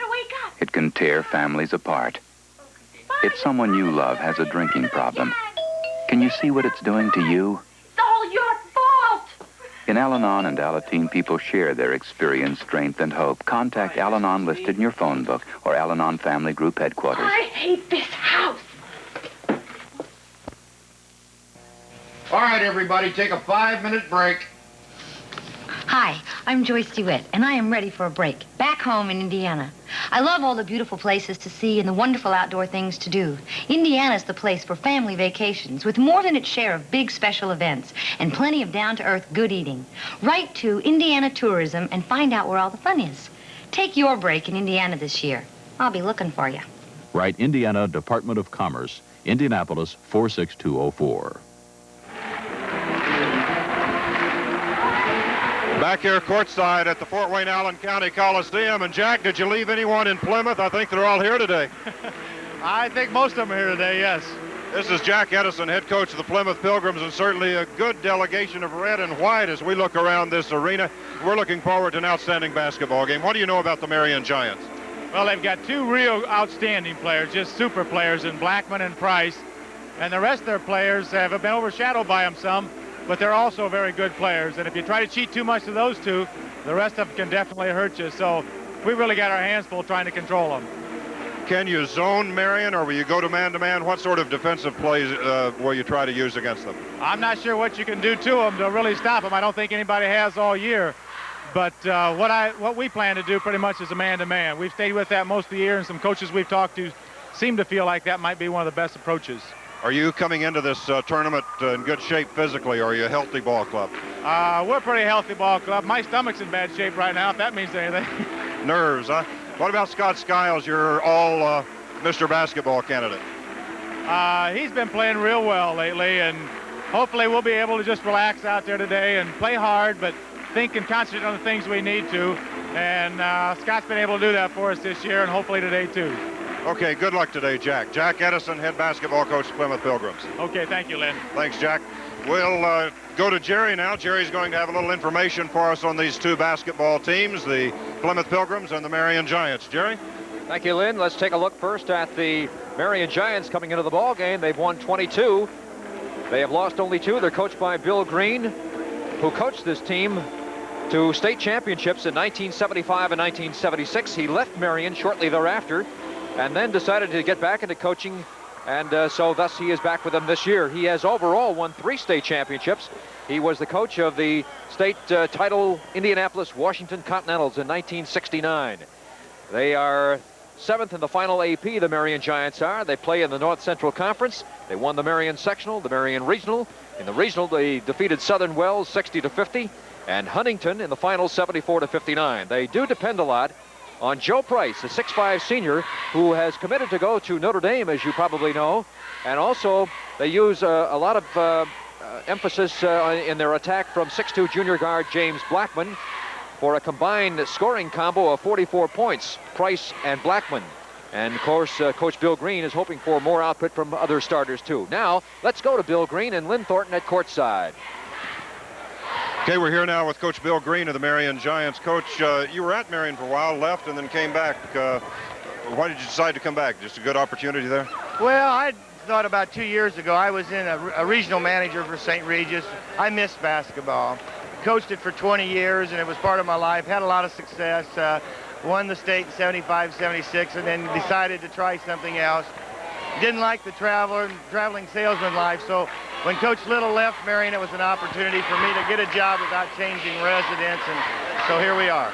I suppose, too, it made it a little easier to make the decision when you have players of the quality of Price and Blackman coming back. Well, that had a lot to do with it. We have 2 great players. Joseph's going to Notre Dame. He's an excellent shooter, a good kid. James is a junior and probably one of the best. I had George McGinnis. James is in that category as far as talent goes. Seems like Marion is in this tournament year after year after year. I believe this is 8 or 9 years in a row that you made the semi-state. Do you feel that tournament experience will help your players? I know Price started now for his 3rd year. Blackman was the starter last year as a sophomore. Right. They've both been here 3 years in a row. James came as a freshman. I would think it has to help a little bit into the fact that they know what to expect. They're know what the pressures would be. But I really don't think it helps the ball go in the basket. Plymouth's got 2 great players, too. Skiles is an excellent basketball player. And I think it's whoever plays the best defense and who out-rebounds who is going to win this ball game. What do you do with the Skiles? Do you try and cut him off, or do you concede him his 20 to 30 points and try and shut the other fellows down? Well, this is what we're going to. We don't feel we can stop Skiles completely. And if we waste a man on defense and he still gets 20, then we've lost the game. We're going to play straight up. If we get in a pinch or get down, we might go to something else. But right now, we're going to play them straight up. We feel we've got two good players. They've got to stop us the same as we have to stop them.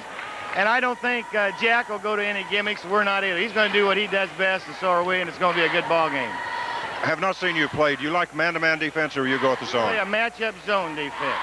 And something I've used for many years, and it's been very good to me and to my teams, and so we have to go with our bread and butter, and that's the way it's going to be. I know Plymouth likes to put the ball on the floor and run. Is that your style, too? Yes, we play better when we run. I think the thing of it is the Giants, Marion has to control the boards. If we can control the boards, then I feel our offense is just as potent as theirs.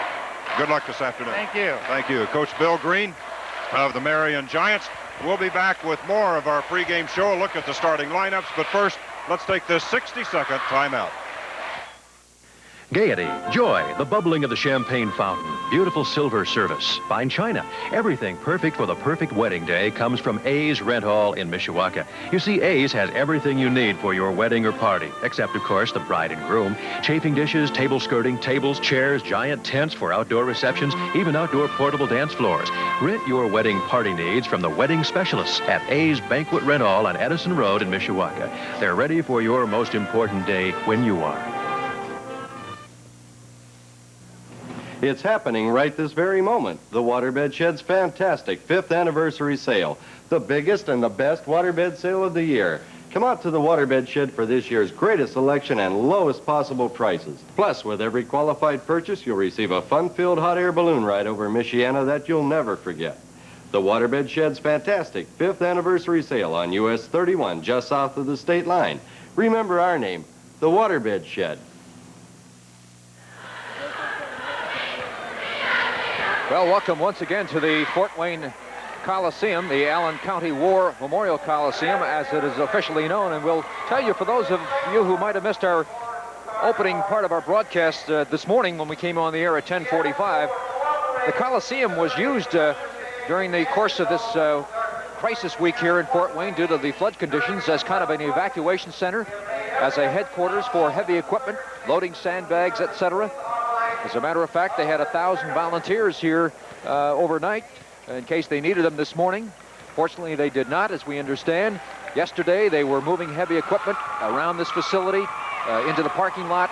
They had, we were told, dirt bags inside. This place was just an absolute mess with a lot of dust and dirt and exhaust fumes. And the people here that run this Coliseum have done a remarkable job in getting it ready for this 10,000 plus crowd here that's for the semi-state this afternoon. And we certainly do pass on our congratulations to everyone associated with the Coliseum for a superb effort under most adverse circumstances, needless to say. We talked a moment ago about the Marion Giants. You saw Bill Green with Lynn Thornton. He likes to use the matchup zone. He will also use multiple defenses, such as the half-court press. And they like to run. They're good rebounders. They've got good guards that like to get it and go with an explosive fast break. This is their 8th straight semi-state appearance. As you see them walk over to Coach Bill Green to our right. Plymouth, coached by Jack Edison. Their last loss, their only loss of the ball game, and their only loss of the season, their 24-1 in record was to LaSalle, 64-62. On February 26th, they are ranked number 4 in the final AP poll. They are the Northern Lakes Conference champion, the South Bend Holiday Tournament champions, over LaSalle, by the way. The Plymouth sectional champions, and they won the Elkhart Regional last week in the final game, coming from a 14-point deficit in the third quarter with 5.5 minutes left to play to defeat Elkhart Memorial 77-74. The great guard combo of Phil Wendell and Scott Skiles leads this team. Wendell averaging 18 points, 5.7 assists. Skiles averaging 29 points, 7 rebounds. He leads the team in rebounding, second in assists with 5.4. He has scored 732 points this year, Skiles has, so he needs 12 more points to break the single season record of 743 set by Bruce Grimm several seasons ago. this is a good shooting ball club, Plymouth is. They shoot 54.5% from the field, 74% from the line. They out-rebound their opponents 30-26. They outscore their opponents 76-59. They're a thinking team, a team that responds well to coaching and then executes well. A lot of good things can be said about this Plymouth ball club. We've seen them play on a couple of occasions, and they are a formidable opponent for anybody in the state of Indiana. Now rejoining us here at courtside is our WSBT radio and television sports director, Lynn Thornton. Thank you, Jerry, and we're just about ready to go with the introduction of the starting lineups here for our afternoon game, the second game of the day. The Plymouth Pilgrims being introduced first. That's Scott Holland, a 6-foot sophomore. The next substitute is Pete Rockaway, a 6-foot senior. This is number 44, Mark Stukenborg, coming out on the floor. Stukenborg, a 6'2 junior.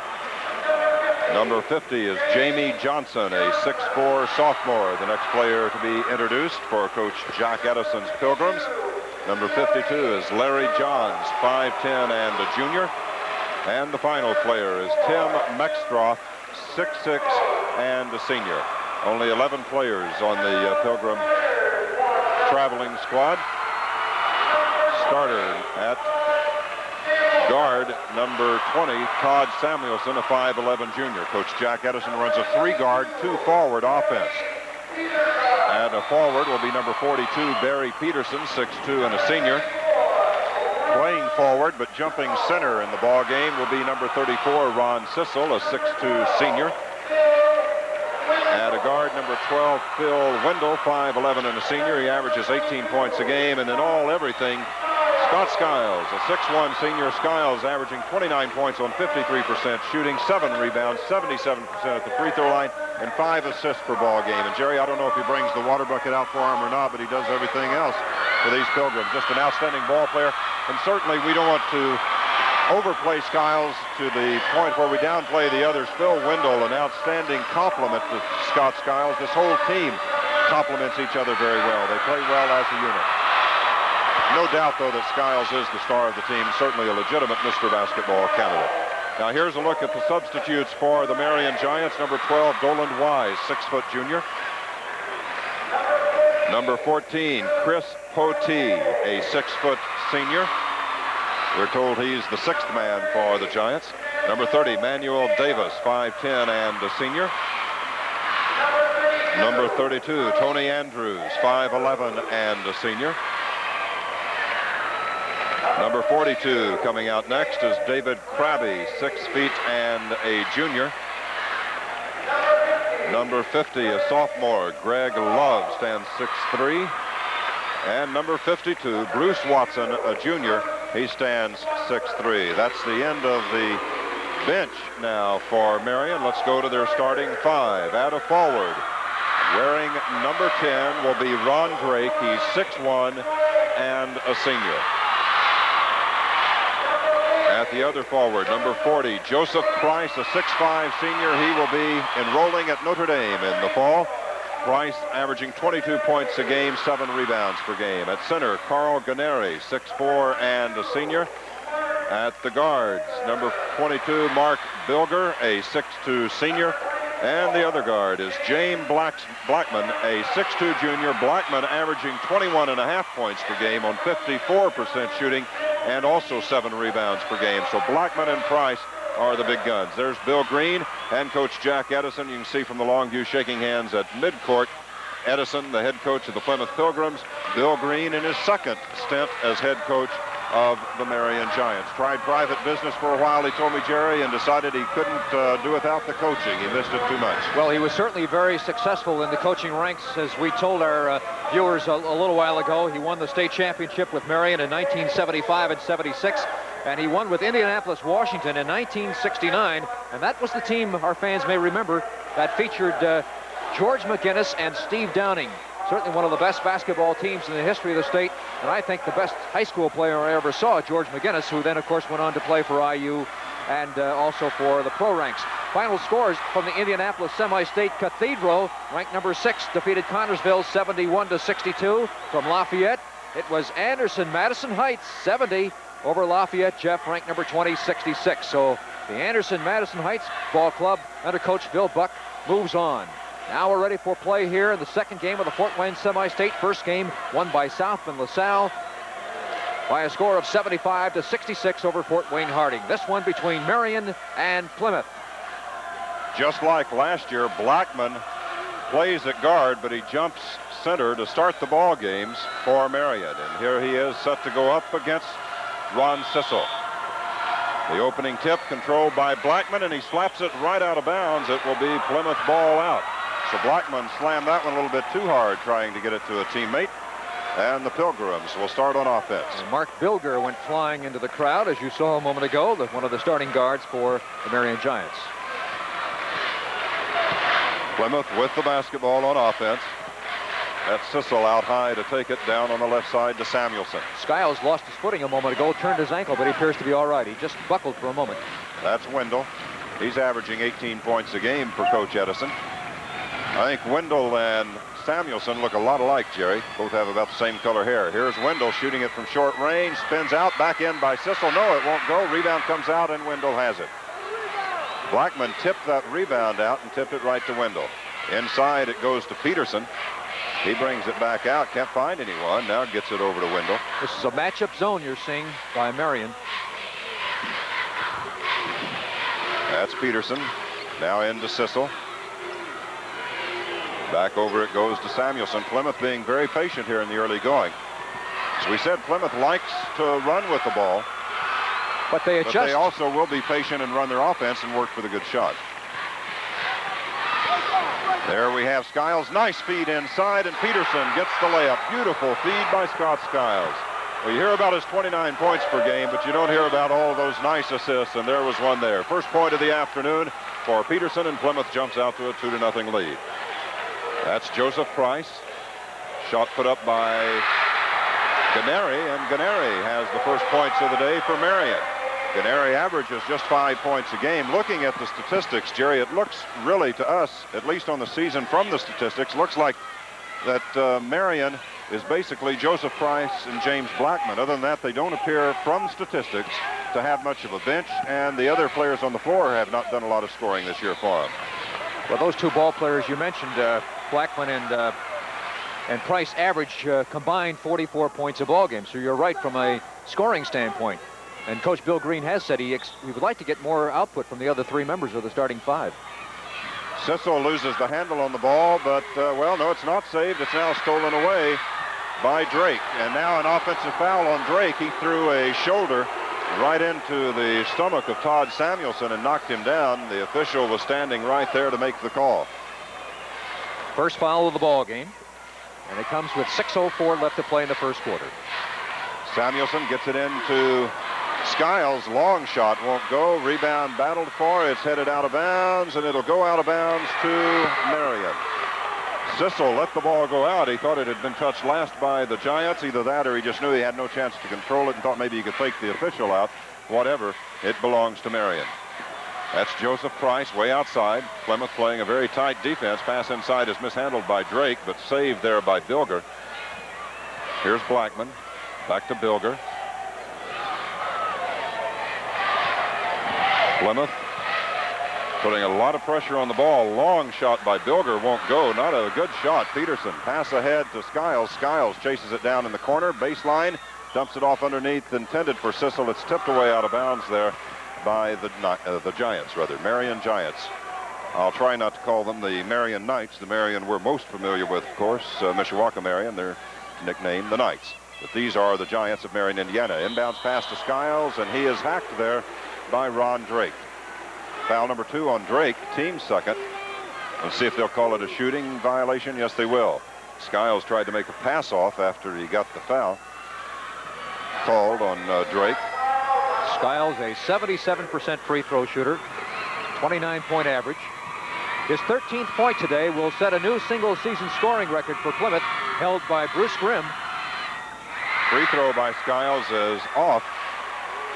That's something you won't see happen many more times today, as Scott Skiles missed a free throw. 77% free throw accuracy this season. Misses 2 in a row. Maybe Skiles a little tight here in the early going. I think so. Score tied at 2 with 5:18 left to play here in the first quarter. Low-scoring contest here in the early minutes. Both teams feeling each other out. Joseph Price spinning jumper is off. Rebound to Scott Skiles. Long pass down to Wendell. Wendell fakes once, goes up with it. Blocked by Price, I believe. Price got a hand on it. Wendell gets it back, puts it up. Won't go. A foul called on Bilger. I think Joseph Price got a hand on that shot by Wendell to knock the ball away, and Wendell got his own rebound and drew the foul. So he'll be at the line to shoot a pair. Phil Wendell, a 78% free throw shooter. Plymouth as a team has a 10 percentage point edge on Marion at the line. Marion hitting 63.7% of their free throws this year. Plymouth 73.7%. Phil Wendell's free throw is good. His third point. That foul, by the way, was charged to Mark Bilger, a 6'2" senior guard for Marion, his first and Marion's third of the ball game. Let me make a correction. That's Wendell's first point. He has Plymouth back in front 3-2. Make it 4-2 as he gets both free throws. 5 minutes left to play here in the first quarter. Bilger bringing it down, turns the ball over, got the dribble out of control against that Plymouth press and turns it over. That's the second turnover against the Giants. Plymouth guilty of one. 4 minutes, 56 seconds left to play here in the first quarter. Plymouth leading at 4-2. They are the visitors, designated visitors in this ball game. So as you see the scoreboard, the Plymouth score will be the one marked visitor, or guest, actually, on the scoreboard. Skiles in the corner, steps around a defender, moving in, lays it up and in. Scott Skiles gets the basket. Marion bench wanted a charging foul on Skiles. That's his first point of the day, and Plymouth leads it 6-2. There's Drake. That's Blackman with it now. Shot from outside, won't go. Rebound, a lot of pushing inside. Plymouth comes up with a rebound. There's Peterson ahead to Wendell. Wendell puts it up, blocked there. Nice block by Ganeri, headed out of bounds, and it does go out of bounds. Trying to save it in over there was Bilger, but he couldn't catch up with it in time. So Plymouth will get the ball out. Jerry, right now, Plymouth holding their own with the Giants on rebounding. More than that, Lynn. It's 7-2 in team rebounds in favor of Plymouth.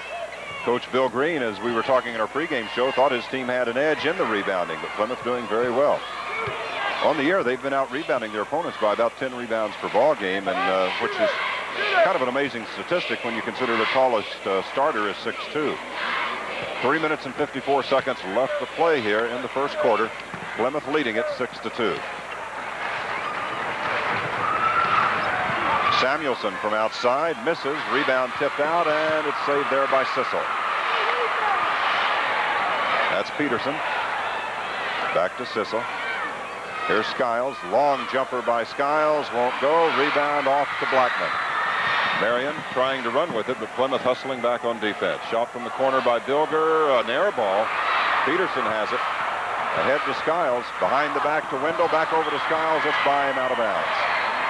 Well, I think either ball club could do themselves a favor by taking a timeout. This is a rather ragged beginning for both clubs. Plymouth 2 out of 9.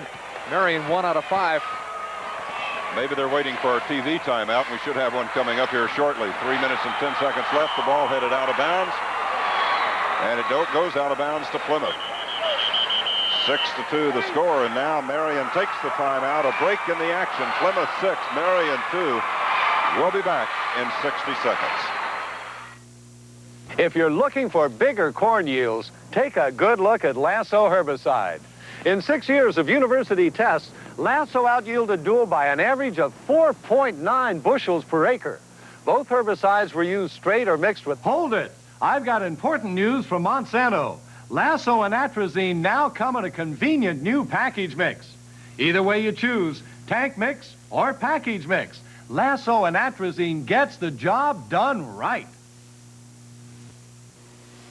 Hook's pharmacists in Green have been dispensing quality generic drugs when prescribed for over 80 years. Generic drugs can offer savings, especially for many individuals on long-term therapy. Talk to your physician, and should it be determined that a generic drug would be right for you, your Hook's pharmacist will fill that generic prescription exactly as your doctor ordered.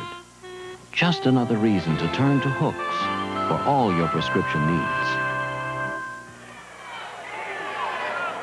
Back in Fort Wayne, Plymouth holding a 6-2 lead after almost 5 minutes of play. As Jerry said, both teams really needed that timeout. Neither team playing with much poise or control here in the early going. This is Skiles. That's Sissel. To Wendell. That's Wendell bringing it up to the top of the key.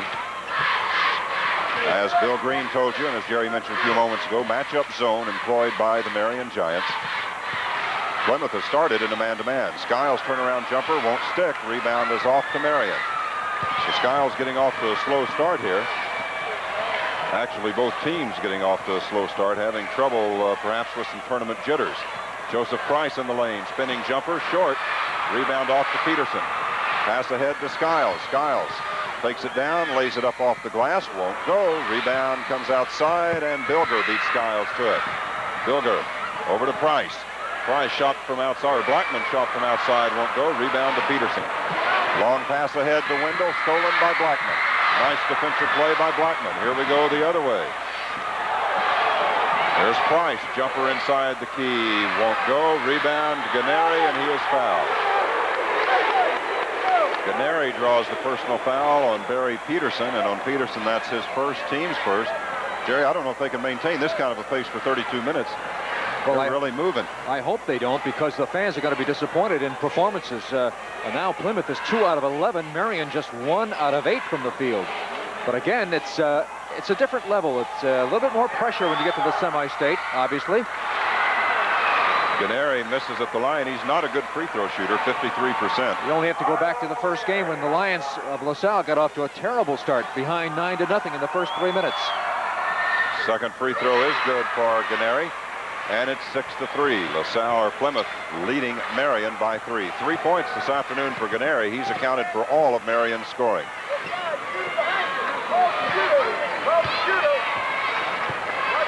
This is Wendell working with the ball. You can hear the Marion coaches to our immediate right shouting instructions to their players saying, watch for Skiles working on the baseline. There's Sissel. That's Wendell now. Scott Skiles working away from the ball. Now he has it out to Samuelson. Back to Wendell. Back out to Samuelson. Skiles in the corner, steps up on the baseline, shoots it up, won't go. Scott Skiles can't buy a basket, and the rebound is out of bounds. Last touched by Wendell. Well, unofficially, I think I have him for about 1 out of 5, which is, of course, very uncharacteristic of that performer.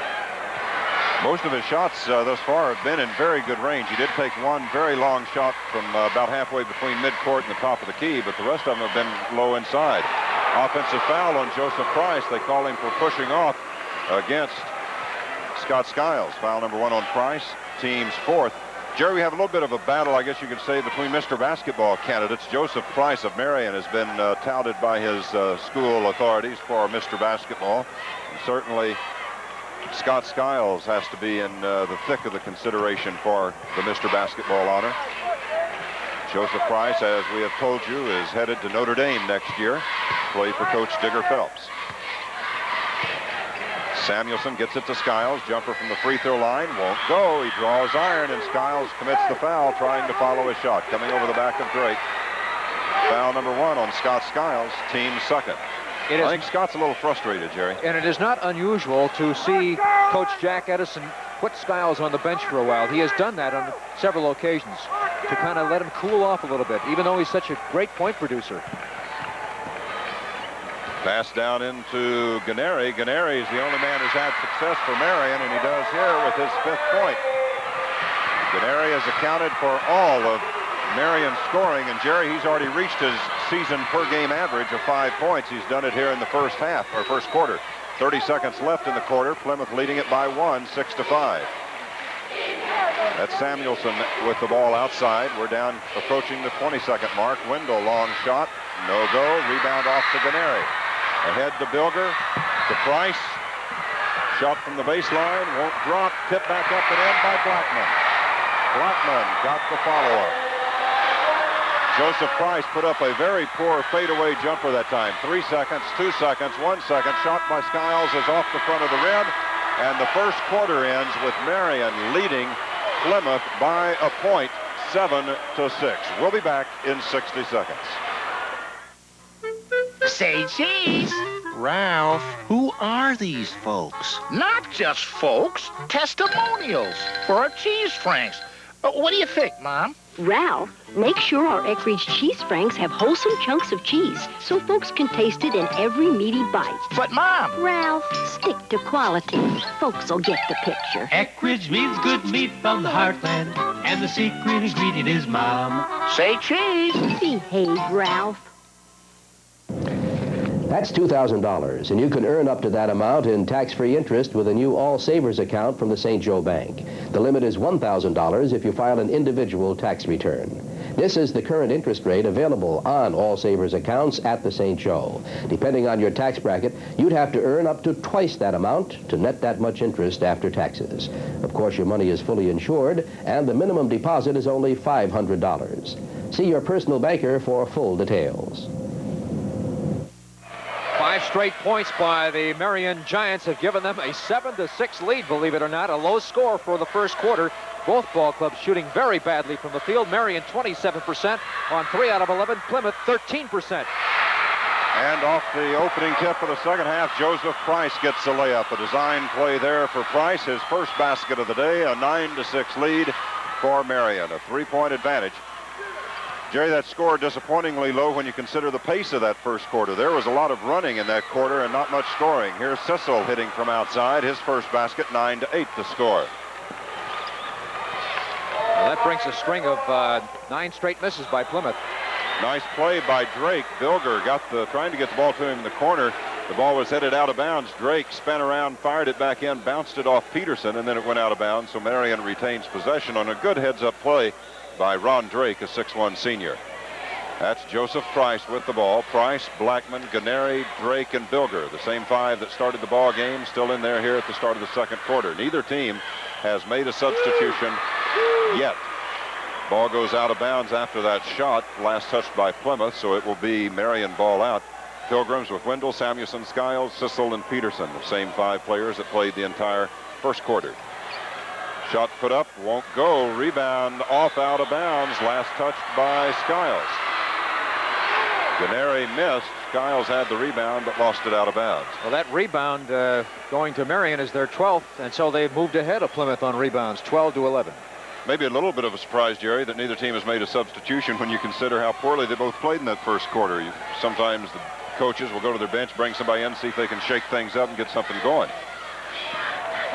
This is Bilger to Ganeri, back to Bilger, out to Blackman. That's Bilger. Pass inside to Price. Price cut off there, gets it out to Blackman. Shot from outside, won't go. Rebound off to Peterson. Ahead to Skiles. Skiles into the lane, underneath to Wendell. Wendell puts it up, won't go, but he was fouled. The foul there against number 22, Mark Bilger. And on Bilger, that will be foul number 2, team's 5th. So Plymouth will start going to the line for the 1-and-1 from here on out with 6 minutes and 41 seconds left to play here in the first half. Right now, Marion holding a 1-point lead, 9-8. Bill Wendell at the line. He's 2 for 2 from the line today. That's accounted for all of his scoring, making 3 for 3. Nice soft touch. 78% free throw shooter this season. 9-9 the score. That's the second time it's been tied. 10-9 now. Plymouth back in front by a point with those free throws from Wendell. He has 4 points, all from the line. 4 out of 4. There's Bilger down low to Drake. Drake misses the bunny. Rebound comes outside into the corner. It goes out of bounds to Plymouth. Joseph Price trying to save it in over there. Couldn't get to the basketball. Jerry, it's unbelievable some of the shots that these players are missing. I know they are better ball players than what any of them have demonstrated thus far. You really have the feeling that both clubs are going to break out of it very shortly. Here we have Peterson shooting it up and in off the glass. Skiles got him the ball, spotted him open on the baseline. Peterson has his 4th point, and Plymouth is up by 3 once again. And now a steal by Samuelson, and a jump ball has been called. Samuelson and Blackman will jump it up. A mismatch. Samuelson at 5'11", Blackman at 6'2", but Blackman jumps center for Marion, so that has to tell you something about his leaping ability at 6'2". when they have Joseph Price at 6'5" and Carl Gannerli at 6'4", and you've got a guard jumping center. Blackman gets it over to Price. Price will shoot it up. No go. Rebound off to Sissel. Up to Skiles. He will shoot it and scores. Scott Skiles with his 4th point, and it's a 5-point Plymouth lead. That's the biggest lead of the day for the Pilgrims. They led it at 6-2. Marion has held leads of as much as 3 points, I believe, on one occasion. Here's Blackman all the way to the corner. Plymouth staying in that man-to-man. Samuelson, Wendell is now on Blackman, and a foul on Skiles, a foolish foul, and Skiles upset with himself, reaching in there on Bilger. I think Bilger tricked him up a little bit. He thought he was going to move one way, and he moved the other, and Skiles ran into him for his 2nd personal foul, the team's 3rd. Bilger will inbound the ball. Wendell is guarding against Blackman. Peterson has drawn the assignment of guarding Price. The 2 leading scorers averaging 22 points a game each for Marion. Bilger looking for Price, gets it to him, turned around, blocked by Sissel, and a foul called on Sissel. Ron Sissel did not like that call. That's his first, team's 4th. This will send Joseph Price to the free throw line. He's a 6'5" senior. He's headed for Notre Dame. He averages 22 points, shoots 76% at the free throw line. Had an older brother that played for Marion several years ago, Jovan Price. Joseph Price makes it good at the line. He's a, I believe you said, 76% free throw shooter, Jerry. He has 3 points now in this game. He has gotten off to a shaky start here. From the field, he makes the next free throw for his 4th point. But he's not alone in that boat. Here's a shot by Skiles. It's good. So Scott Skiles has hit his last 2 shots. And Plymouth has a 5-point lead again, 16-11. 6 points today for Scott Skiles. Here's Blackman. Over to Bilger. Plymouth, Marion came up a little bit of a mismatch there because of a screen. Wendell trying to guard against Price. Shot from outside by Blackman is good. Blackman with his 4th point. Price set a screen for Blackman, and Plymouth switched, and that left Wendell at 5'11", guarding against Price at 6'5". But Blackman shoots it up from outside. 16-13, 3-point lead for Plymouth. Skiles' long-range shot will not stick, and on the rebound, we've got a foul called against Peterson for pushing off. That'll be his 2nd, team's 5th, so both teams now in the 1-and-1 situation for the remainder of the half. We have 4 minutes and 35 seconds left in this first half of play. If you just joined us, perhaps, a tremendous first game and a great comeback for the LaSalle Lions. Down by 9 at the midway point of the 3rd quarter. They went on to come back and defeat Fort Wayne Harding 75-66, led by an outstanding performance by Howard Edwards and Steve Kingsbury. We'll talk about that later. Joseph Price rebounds from his free throw and puts it back in. Joseph Price with his 6th point. And it's a 1-point ball game. Plymouth leading it 16-15. Skiles directing the offense. This is Wendell with it to Samuelson. That's Sissel. Back to Samuelson. Over to Wendell. Samuelson has it. Looks in the corner at Skiles. Price denying the ball, so Samuelson shoots it up and in. Samuelson left open. Guns it down from way out on the left side for his first field goal. Joseph Price quickly shoots it up, won't go. Blackman tips it up, won't go. Blackman gets the rebound. He's called for coming over the back. I think he was called on that first tip-in, Jerry. I don't believe that tip-in would have counted had it dropped. Blackman's first foul, team's 6th. Bill Green gets up and screams to the official that made the call. He said, "That's not your call, that's his call." He did not like the way the foul was called on Blackman. He thought an official that was out of position had made the call. At the line is number 34, Ron Sissel, shooting the 1-and-1. Free throw by Sissel is good. He's a 69% free throw shooter this season, so he's just earned the bonus shot. Sissel now with 3 points. 2nd free throw is also good for his 4th point. And it's a 5-point lead for Plymouth, 20-15. Drake inside, turnaround jumper, won't go. Rebound off on the floor, and Plymouth had the ball surrounded. Samuelson and Wendell had everybody boxed out of there, but they didn't hang on to it. It went off their hands out of bounds. It belongs to Marion. Absolutely no pressure on that rebound, but they could not hang on. First substitution of the ball game, waiting to come in for Plymouth. Price goes up for the shot, loses the handle on the ball, and on the rebound, the foul called on Ganeri.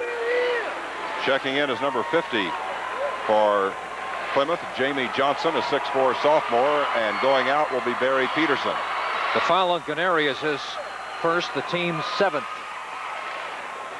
And we should have a free throw attempted here. Be a one-and-one opportunity. Yes, it will. That's just a break here because one of the players went to the floor, and Scott Skiles asked for a towel and asked the official to wipe up the perspiration off the floor. So that's why we have a little delay before going to the line is Ron Sissel. Sissel has 4 points today, 2 of 2 at the free throw line. Free throw is good for his 5th point. Marion has not substituted in this ball game. Plymouth just makes their first substitution. It came at almost 13 minutes into the game. Sissel's second free throw is no good. He has 5 points on 3 of 4 at the line and 1 field goal. Plymouth with their biggest lead of the day, a 6-point advantage, 21-15. This is Bilger to Blackman. Jumper from long range by Blackman won't go. Rebound out on the floor, and Bilger picks it up. And an offensive foul on Bilger as he runs over Samuelson. Foul number 3 on Mark Bilger. And that will get a reaction from the Marion bench as Chris Potee, a 6-foot senior, will check into the ball game, replacing Mark Bilger. That will be a non-shooting foul. That's a player-controlled foul. And Bilger with his 3rd foul. Jerry, the Marion Giants certainly don't have the bench depth that they've had the last couple of years they've been down here. They lost some pretty good players last year. Rob Oles, a kid named Peters, I can't think of his first name right now, big blonde center, about 6'6", and they lost Rocky Adrianson, who's playing basketball for Northwestern. So they lost quite a bit. Even though they do have Price and Blackman back, they lost a lot of players off that team. And we mentioned in the pregame that they just don't appear to have much coming off the bench from their statistics. Shot missed there by Johnson, and rebound off to Marion. Here's an air ball put up by Blackman. Ganeri puts it up from underneath and misses. Samuelson rebounds ahead to Wendell, to Skiles. Skiles goes up and is fouled by Drake. Foul number 3 on Drake. He's the 2nd Marion player to pick up his 3rd personal foul. And Drake will come to the bench now. Well, you can see the momentum has certainly shifted at this ball game. The Marion game is falling apart. And Plymouth is starting to get their game in gear, a game style that we're used to seeing now. More control, better performance, fewer turnovers. And we'll see Scott Skiles go to the free throw line. He missed 2 free throws in the first quarter. Very unusual for him to miss 2 in a row. The attendance, the official attendance for the afternoon here at the Coliseum is 9,226. And again, we do appreciate the superb job that the officials did getting the Coliseum ready after there was so much dust and dirt in this place yesterday due to the flood conditions. Skiles missed his first 2 free throws. This one a little shaky, but it drops for him for his 7th point. Second free throw is also good for Skiles. He now has 8, and Plymouth has an 8-point lead, the biggest lead of the afternoon for the Pilgrims. Marion led by as much as 3 at one point. Johnson tips the pass. Price saves it, gets it underneath to Bilger, and Bilger scores. Or excuse me, not Bilger. That's Ganeri, number 44. Ganeri scores. He's been about the only offensive weapon thus far for Marion. Shot from the side by Samuelson is good. Samuelson with his 4th point. Here's Price. Long jumper, no go. Rebound off to Sissel. To Johnson, ahead to Skiles. 2 on 3. Skiles takes it in, lays it off the glass too strong. Rebound comes out to Johnson. Around to Wendell, underneath to Skiles. He lays it up and in, off the glass. Plymouth up by 10, 27-17. 10 points today for Scott Skiles. Here's Blackman. Underneath he goes with it, and it's put up and in by number 50, Greg Love, a 6'3" sophomore who came in a few moments ago when Ron Drake picked up his 3rd personal foul. Here's Wendell, trapped, finally gets it over to Samuelson, and the Marion bench very upset, thought they had a 5-second count. A minute 40 left here in the first half. Plymouth with an 8-point lead, 27-19.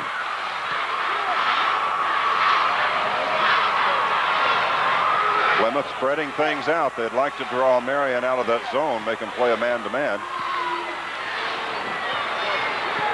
Minute 20 left to play here in the first half. Shot from the free throw line by Sissel is good. Ron Sissel from the line with his 7th point of the game, and it's a 10-point lead once again for Plymouth, 29-19. Here's Blackman. Out with it to Canary. Over with it, it goes to Potee. Inside now, that's Price. Turnaround jumper is good. Joseph Price with his 8th point. Happy to finally see one of those drop for him, he says. He turned around, kind of had a sigh of relief.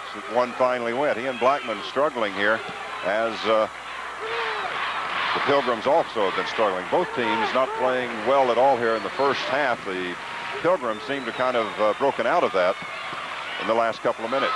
Wendell's left open. He shoots it, won't go. Rebound is off to Marion. We're down to 30 seconds. 8-point lead for Plymouth. Blackman shoots from outside, short. Rebound to Johnson. To Skiles. They've got a 2-on-1, now 2-on-2 as Potee hustles back. That's Skiles into the lane, gives over to Sissel, right back to Skiles. Down to 15 seconds. Plymouth going to slow it up, perhaps wait for the final shot of the half. Wendell going to the floor, gets the ball to Johnson, back to Wendell. Must be a slick spot over there. Skiles slipped a couple of times. Skiles starts inside, loses the ball. Johnson gets it, puts it in. And that's going to be the last shot of the first half as the buzzer sounds. Plymouth leading Marion by 10, 31-21, as Jamie Johnson got the ball when it slipped out of Scott Skiles' hands, got it underneath and put it right up and in with 2 seconds left to end the first half, with Plymouth leading it by 10 points. We'll be back to take a look at first half statistics, but first, let's pause 60 seconds for this message. We realize that waterbeds, most of our commercials have been pretty zany, but now it's time to be completely serious. We've started our first annual tax time sale, and right now we're offering our entire inventory at huge savings. You can use our layaway plan or 90-day same as cash. Buy now and pay later without any interest charge. No kidding around this time. Just huge savings on the finest quality waterbeds anywhere, and I'm serious. Waterbeds! Waterbeds! Do you know how much extra money Ford's rebate will save you right now at Basney? Up to $750. Do you know how much extra money Ford's rebate and 2-year 24,000-mile cost-free driving on any new Escort will save you right now at Basney? It's unlimited. Do you know how much extra money 55 miles per gallon highway on a new Honda Civic will save you right now at Basney? Put a pencil to it. Remember, the rebates end Saturday, April 3rd. So hurry to Basney Ford and Honda, Ireland Road, South Bend. And that's a fact.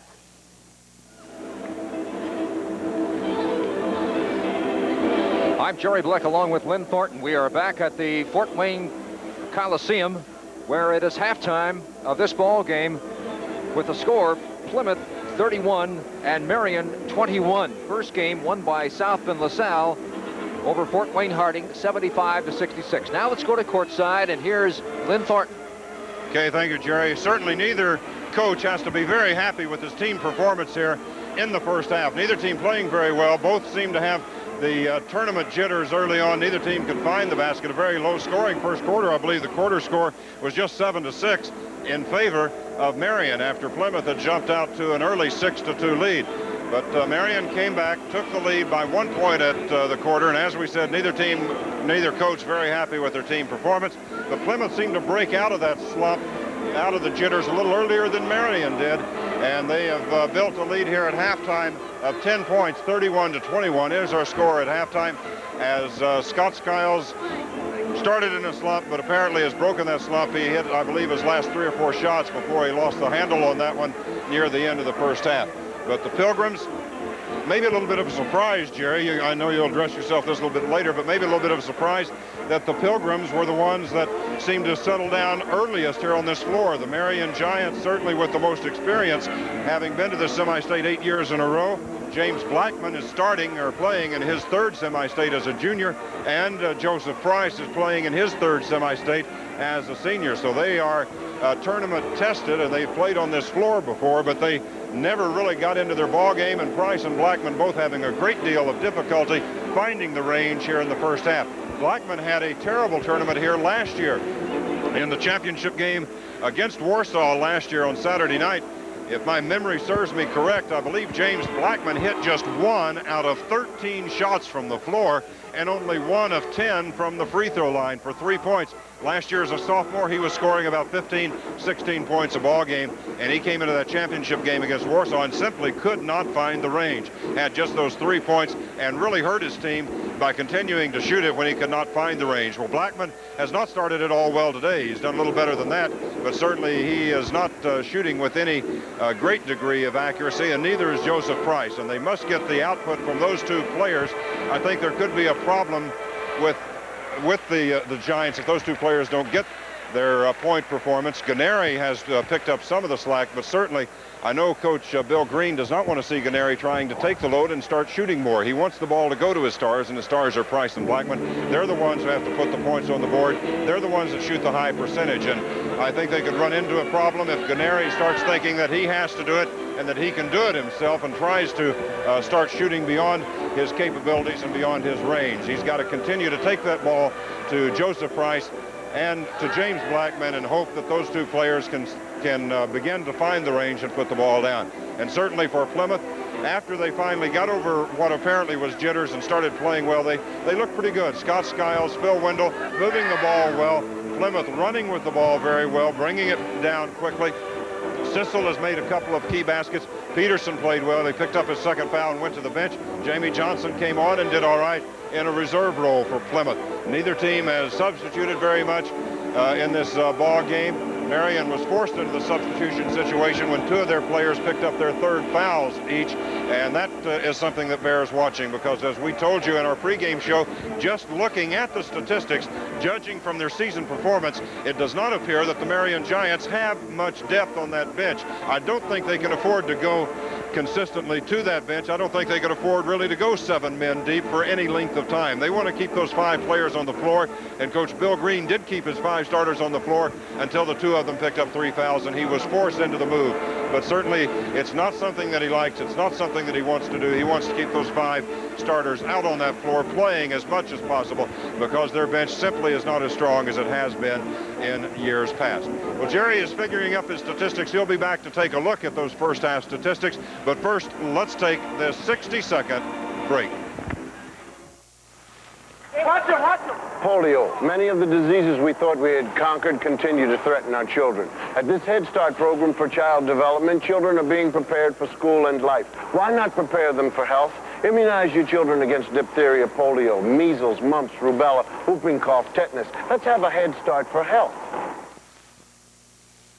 Your choice of Pickways Fashion Naturals. Regular $15.99 to $19.99, just $13.88. Pickways shoes are shoes. Right there. What for, Ralph? Instant smoke, George. For our Eckridge smoked sausages.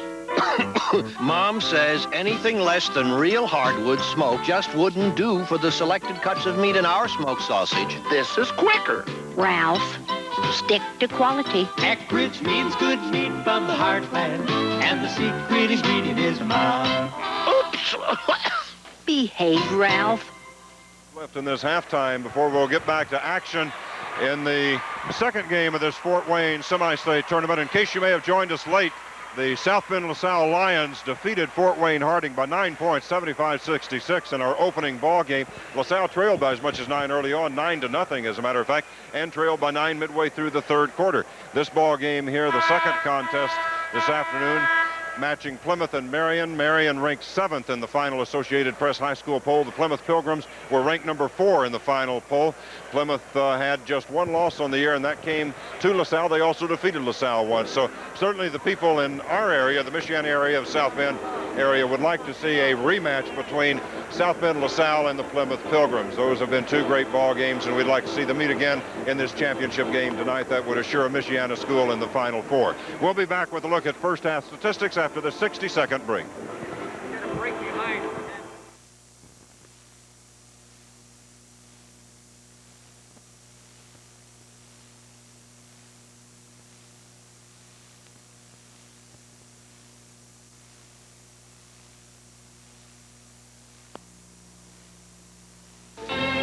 No, you listen for a change. I'm not going to wait 2 years to get married, and I'm not going to stand around waiting when I can be teaching and helping the man I love. Discussion's over. You're right, it is. I'm not going to knuckle under just so's you'll be happy. There's going to be more to our marriage than that. What marriage? Who says we're getting married? I do. You're wearing the engagement ring I gave you. Well, just take it back. Laura breaks her engagement to Almanzo Monday at 4 on Little House on the Prairie.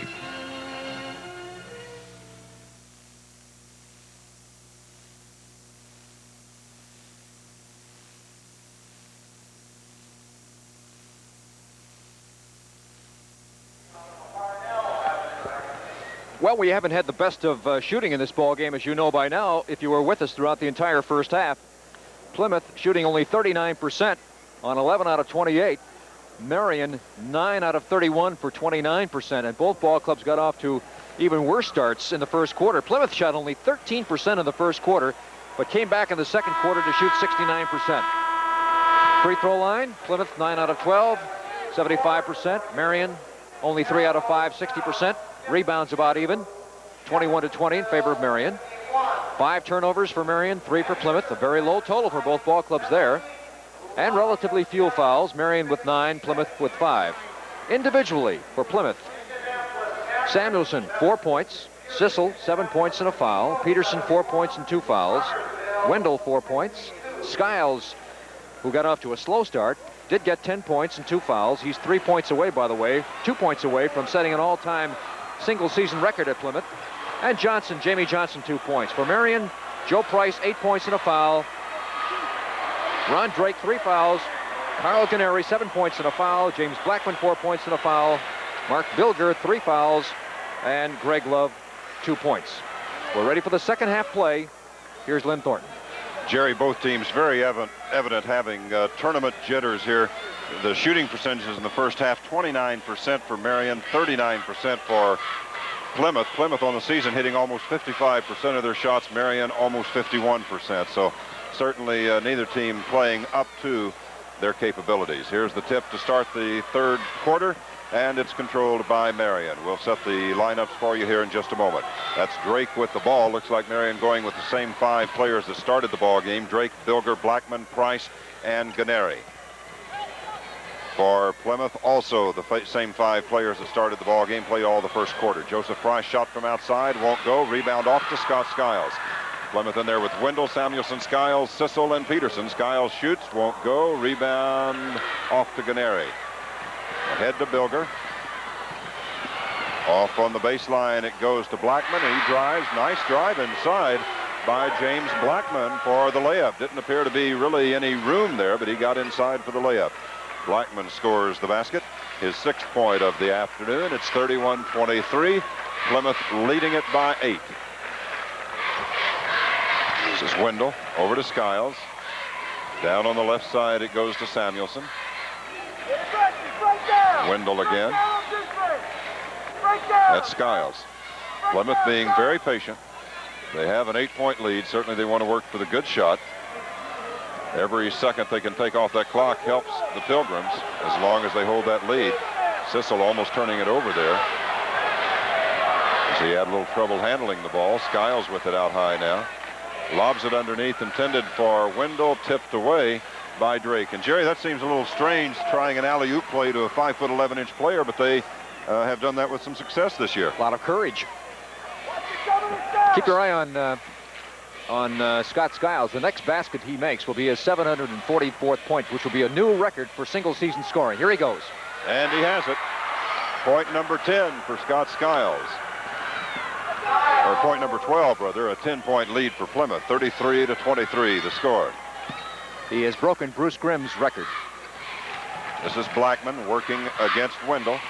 That's Bilger. Inside to Drake, and he gets it.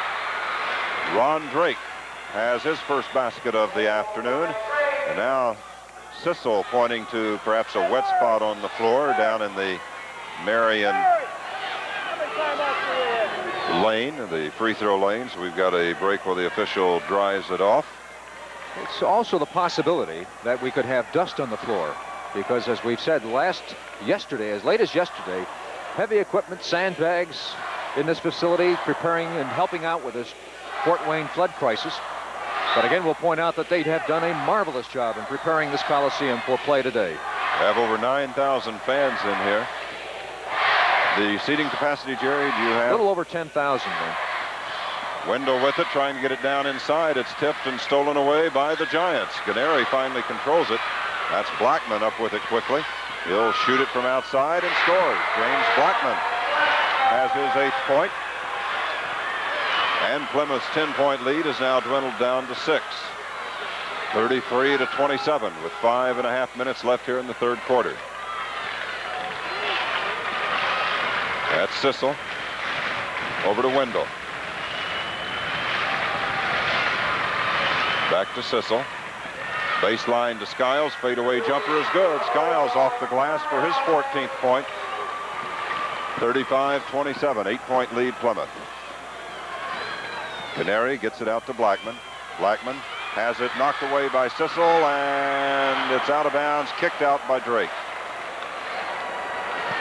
Sissel and Skiles, I think, got their wires crossed a little bit there after that steal, and almost left the ball in the hands of Marion, but Drake couldn't control it. 4:59 left to play, third quarter. Plymouth with an 8-point lead, 35-27. And they have the basketball. This is Skiles into the lane. Fadeaway jumper won't go. Rebound comes out on the floor. Picked up there by Sissel. Starts inside. Knocked away. Nice defensive play. I believe it was Price. Here's Price. Shoots it up off the glass. Won't go. Rebound to Blackman. He puts it up and in. James Blackman on the follow-up has his 10th point. And it's a 6-point lead. 35-29. Plymouth in front. They've led by as much as 10. Marion had a 3-point lead at one point in the first quarter, or first half rather, right at the start of the second quarter when they made a basket to take a 9-6 lead. Skiles driving basket and a offensive foul on Scott Skiles. That'll be his 3rd. Let's see if the basket will count. The basket is good. The foul is on Scott Skiles. That will be his 3rd personal. Skiles now with 16 points. And a timeout going to be called by Plymouth with 4 minutes and 12 seconds left in the third quarter, and the Pilgrims holding an 8-point advantage. We have a break in the action. Let's take this 60-second timeout. Hi, I'm Everett Riley. I'd like to invite you to Riley's Studio One, where we're involved in the total look and care of hair and skin for ladies and men. We at Riley's not only offer services from hair replacement to nail care, we offer them with a staff of highly trained, personable, professional, motivated people. It is our desire to share with you our talents so that you might achieve your personal grooming goals. We thank you from Riley's Studio One. The answers to many of your income tax questions are here in IRS Publication 17. Over 150 pages of details. I'm Henry Block with number 9 of my 17 reasons why you should come to H&R Block. Our preparers receive special training in the important details that make taxes so complex, and they're trained to use those details to your advantage. H&R Block. 17 reasons, one smart decision. All right, 4:12 left to play, third quarter. Plymouth by 8 points, 37-29. Lynn told you a moment ago they led by as many as 10 the last time at 33-23. Right now, it's, I believe you said 37-29. Here's Ganeri from outside. Won't go. Rebound off to Skiles. Skiles, long pass ahead to Wendell. Wendell, guarded by Price, gets him off his feet, drives right around him and lays it in. Nice move by Phil Wendell. 5'11" Wendell going up against the 6'5" Price. He got Price to leave the floor, then went right around him for the layup. Blackman driving layup missed. Rebound outside to Samuelson. Samuelson to Skiles. Skiles dribbles around Drake, lays it up off the glass, won't go. Rebound pass outlet to Blackman. Blackman has it dribbled away from him by Wendell, and a foul called on Wendell. Phil Wendell draws his first personal, team second of the half. It will belong to Marion out of bounds. Jerry, that was a beautiful move made by Phil Wendell down there a moment ago up against Joseph Price. Wendell, as you indicated, 5'11", and Price at 6'5", so he gave away 6 inches on the play. Inbounds play for Marion. That's Blackman with it. 3:27 left, and Plymouth, Jerry, has that 10-point lead once again, 39-29. Fifth time they've had that lead. This is Bilger, and now that's Blackman with it. Into Drake, spinning jumper is good. Ron Drake with his 4th point. 39-31, Plymouth by 8. Down to Skiles at the baseline. Skiles coming back out with it. Trapped over there, loses the dribble, has it knocked away, saves the ball, gives over to Wendell. Back out high to Skiles. Skiles will reset the offense. Less than 3 minutes to go here in the 3rd quarter. Samuelson to Skiles, breaking to the basket, tipped by Blackman, touched by Skiles, out of bounds to Marion. Well, the pass was a little bit beyond his reach and low, and that's the only the 6th turnover for Plymouth, and Marion has committed only 6. A little different than the first ball game we had. Here's Price, fadeaway jumper, won't go. Drake follow up and in. Ron Drake on the follow-up shot has his 6th point, and it's a 6-point lead, and now a steal by Drake. Bilger with the ball, 39-33, and now Bilger loses it. Here's Skiles, takes it down, lays it up and in, but it will not count. They say he was fouled before the shot. Skiles wants the basket, but it won't count. Drake draws the foul. That's going to be his 4th. Team's 1st of the half. So Marion did a good job of cutting down on the fouls here in the 3rd quarter, but now Drake has picked up his 4th and will go to the bench. Checking in is Greg Love, a 6'3" sophomore. Scott Skiles will go to the free throw line. He is 2 out of 4. I'm sorry, he will not go to the free throw line. It's a common foul. Samuelson will inbound the ball. Gets it in to Wendell, around to Sissel. Sissel, jumper from the right side of the key, won't go. Rebound to Samuelson as it comes out high, back to Sissel. That's Peterson to Skiles, to Wendell in the corner. Trying to get the pass away to Samuelson. It's stolen away by Marion. Here's Blackman. He slams it down. And Samuelson is injured. Samuelson is on the floor and injured. Price turned into him and ran right over him. Samuelson hoping for the charge, but the officials did not see what happened, so no call was made.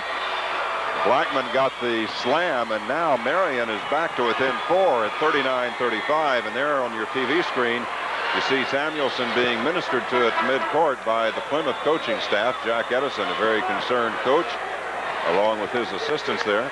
Well, James Blackman and Ron Drake have really ignited this ball club in this 3rd quarter, and Marion has scored 6 unanswered points in the last 2 minutes of play. Plymouth's 10-point lead has been diminished to 4 with 1:55 left to play in the 3rd quarter. Blackman now with 12 points, 8 of those points coming in this quarter. Ron Drake with all 6 of his points in this 3rd quarter. First game this afternoon, South Bend LaSalle defeated Fort Wayne Harding 75-66. The LaSalle Lions coming back from a 9-point deficit midway in the 3rd quarter to win the ball game by 9. They'll be in the championship game tonight, tip-off at 8:15 against the winner of this game between Plymouth and Marion.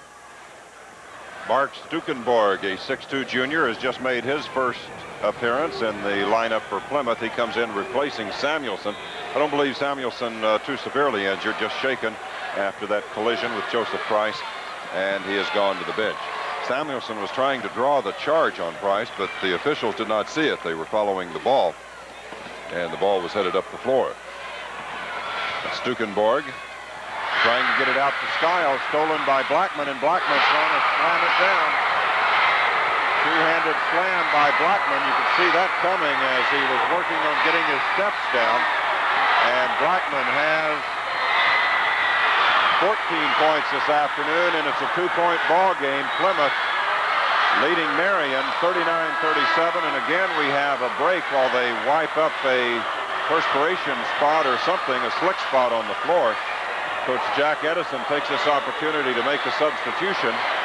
Into the ball game is number 50, Jamie Johnson, and I believe Stukenborg is the man that goes out. It is. It wasn't more than doesn't stay in long. It wasn't more than 2 minutes ago, Lynn, that I mentioned that Plymouth had only 4 turnovers. Since then, they've committed 5, and that has been the difference here in this tremendous resurgence by Marion. as they have scored now 8 unanswered points in the last 2 minutes and 15 seconds of play. 39-37, Plymouth leading it by 2 with 1:20 left to play here in the third quarter. Skiles and Wendell playing with it outside. To Peterson, back to Skiles.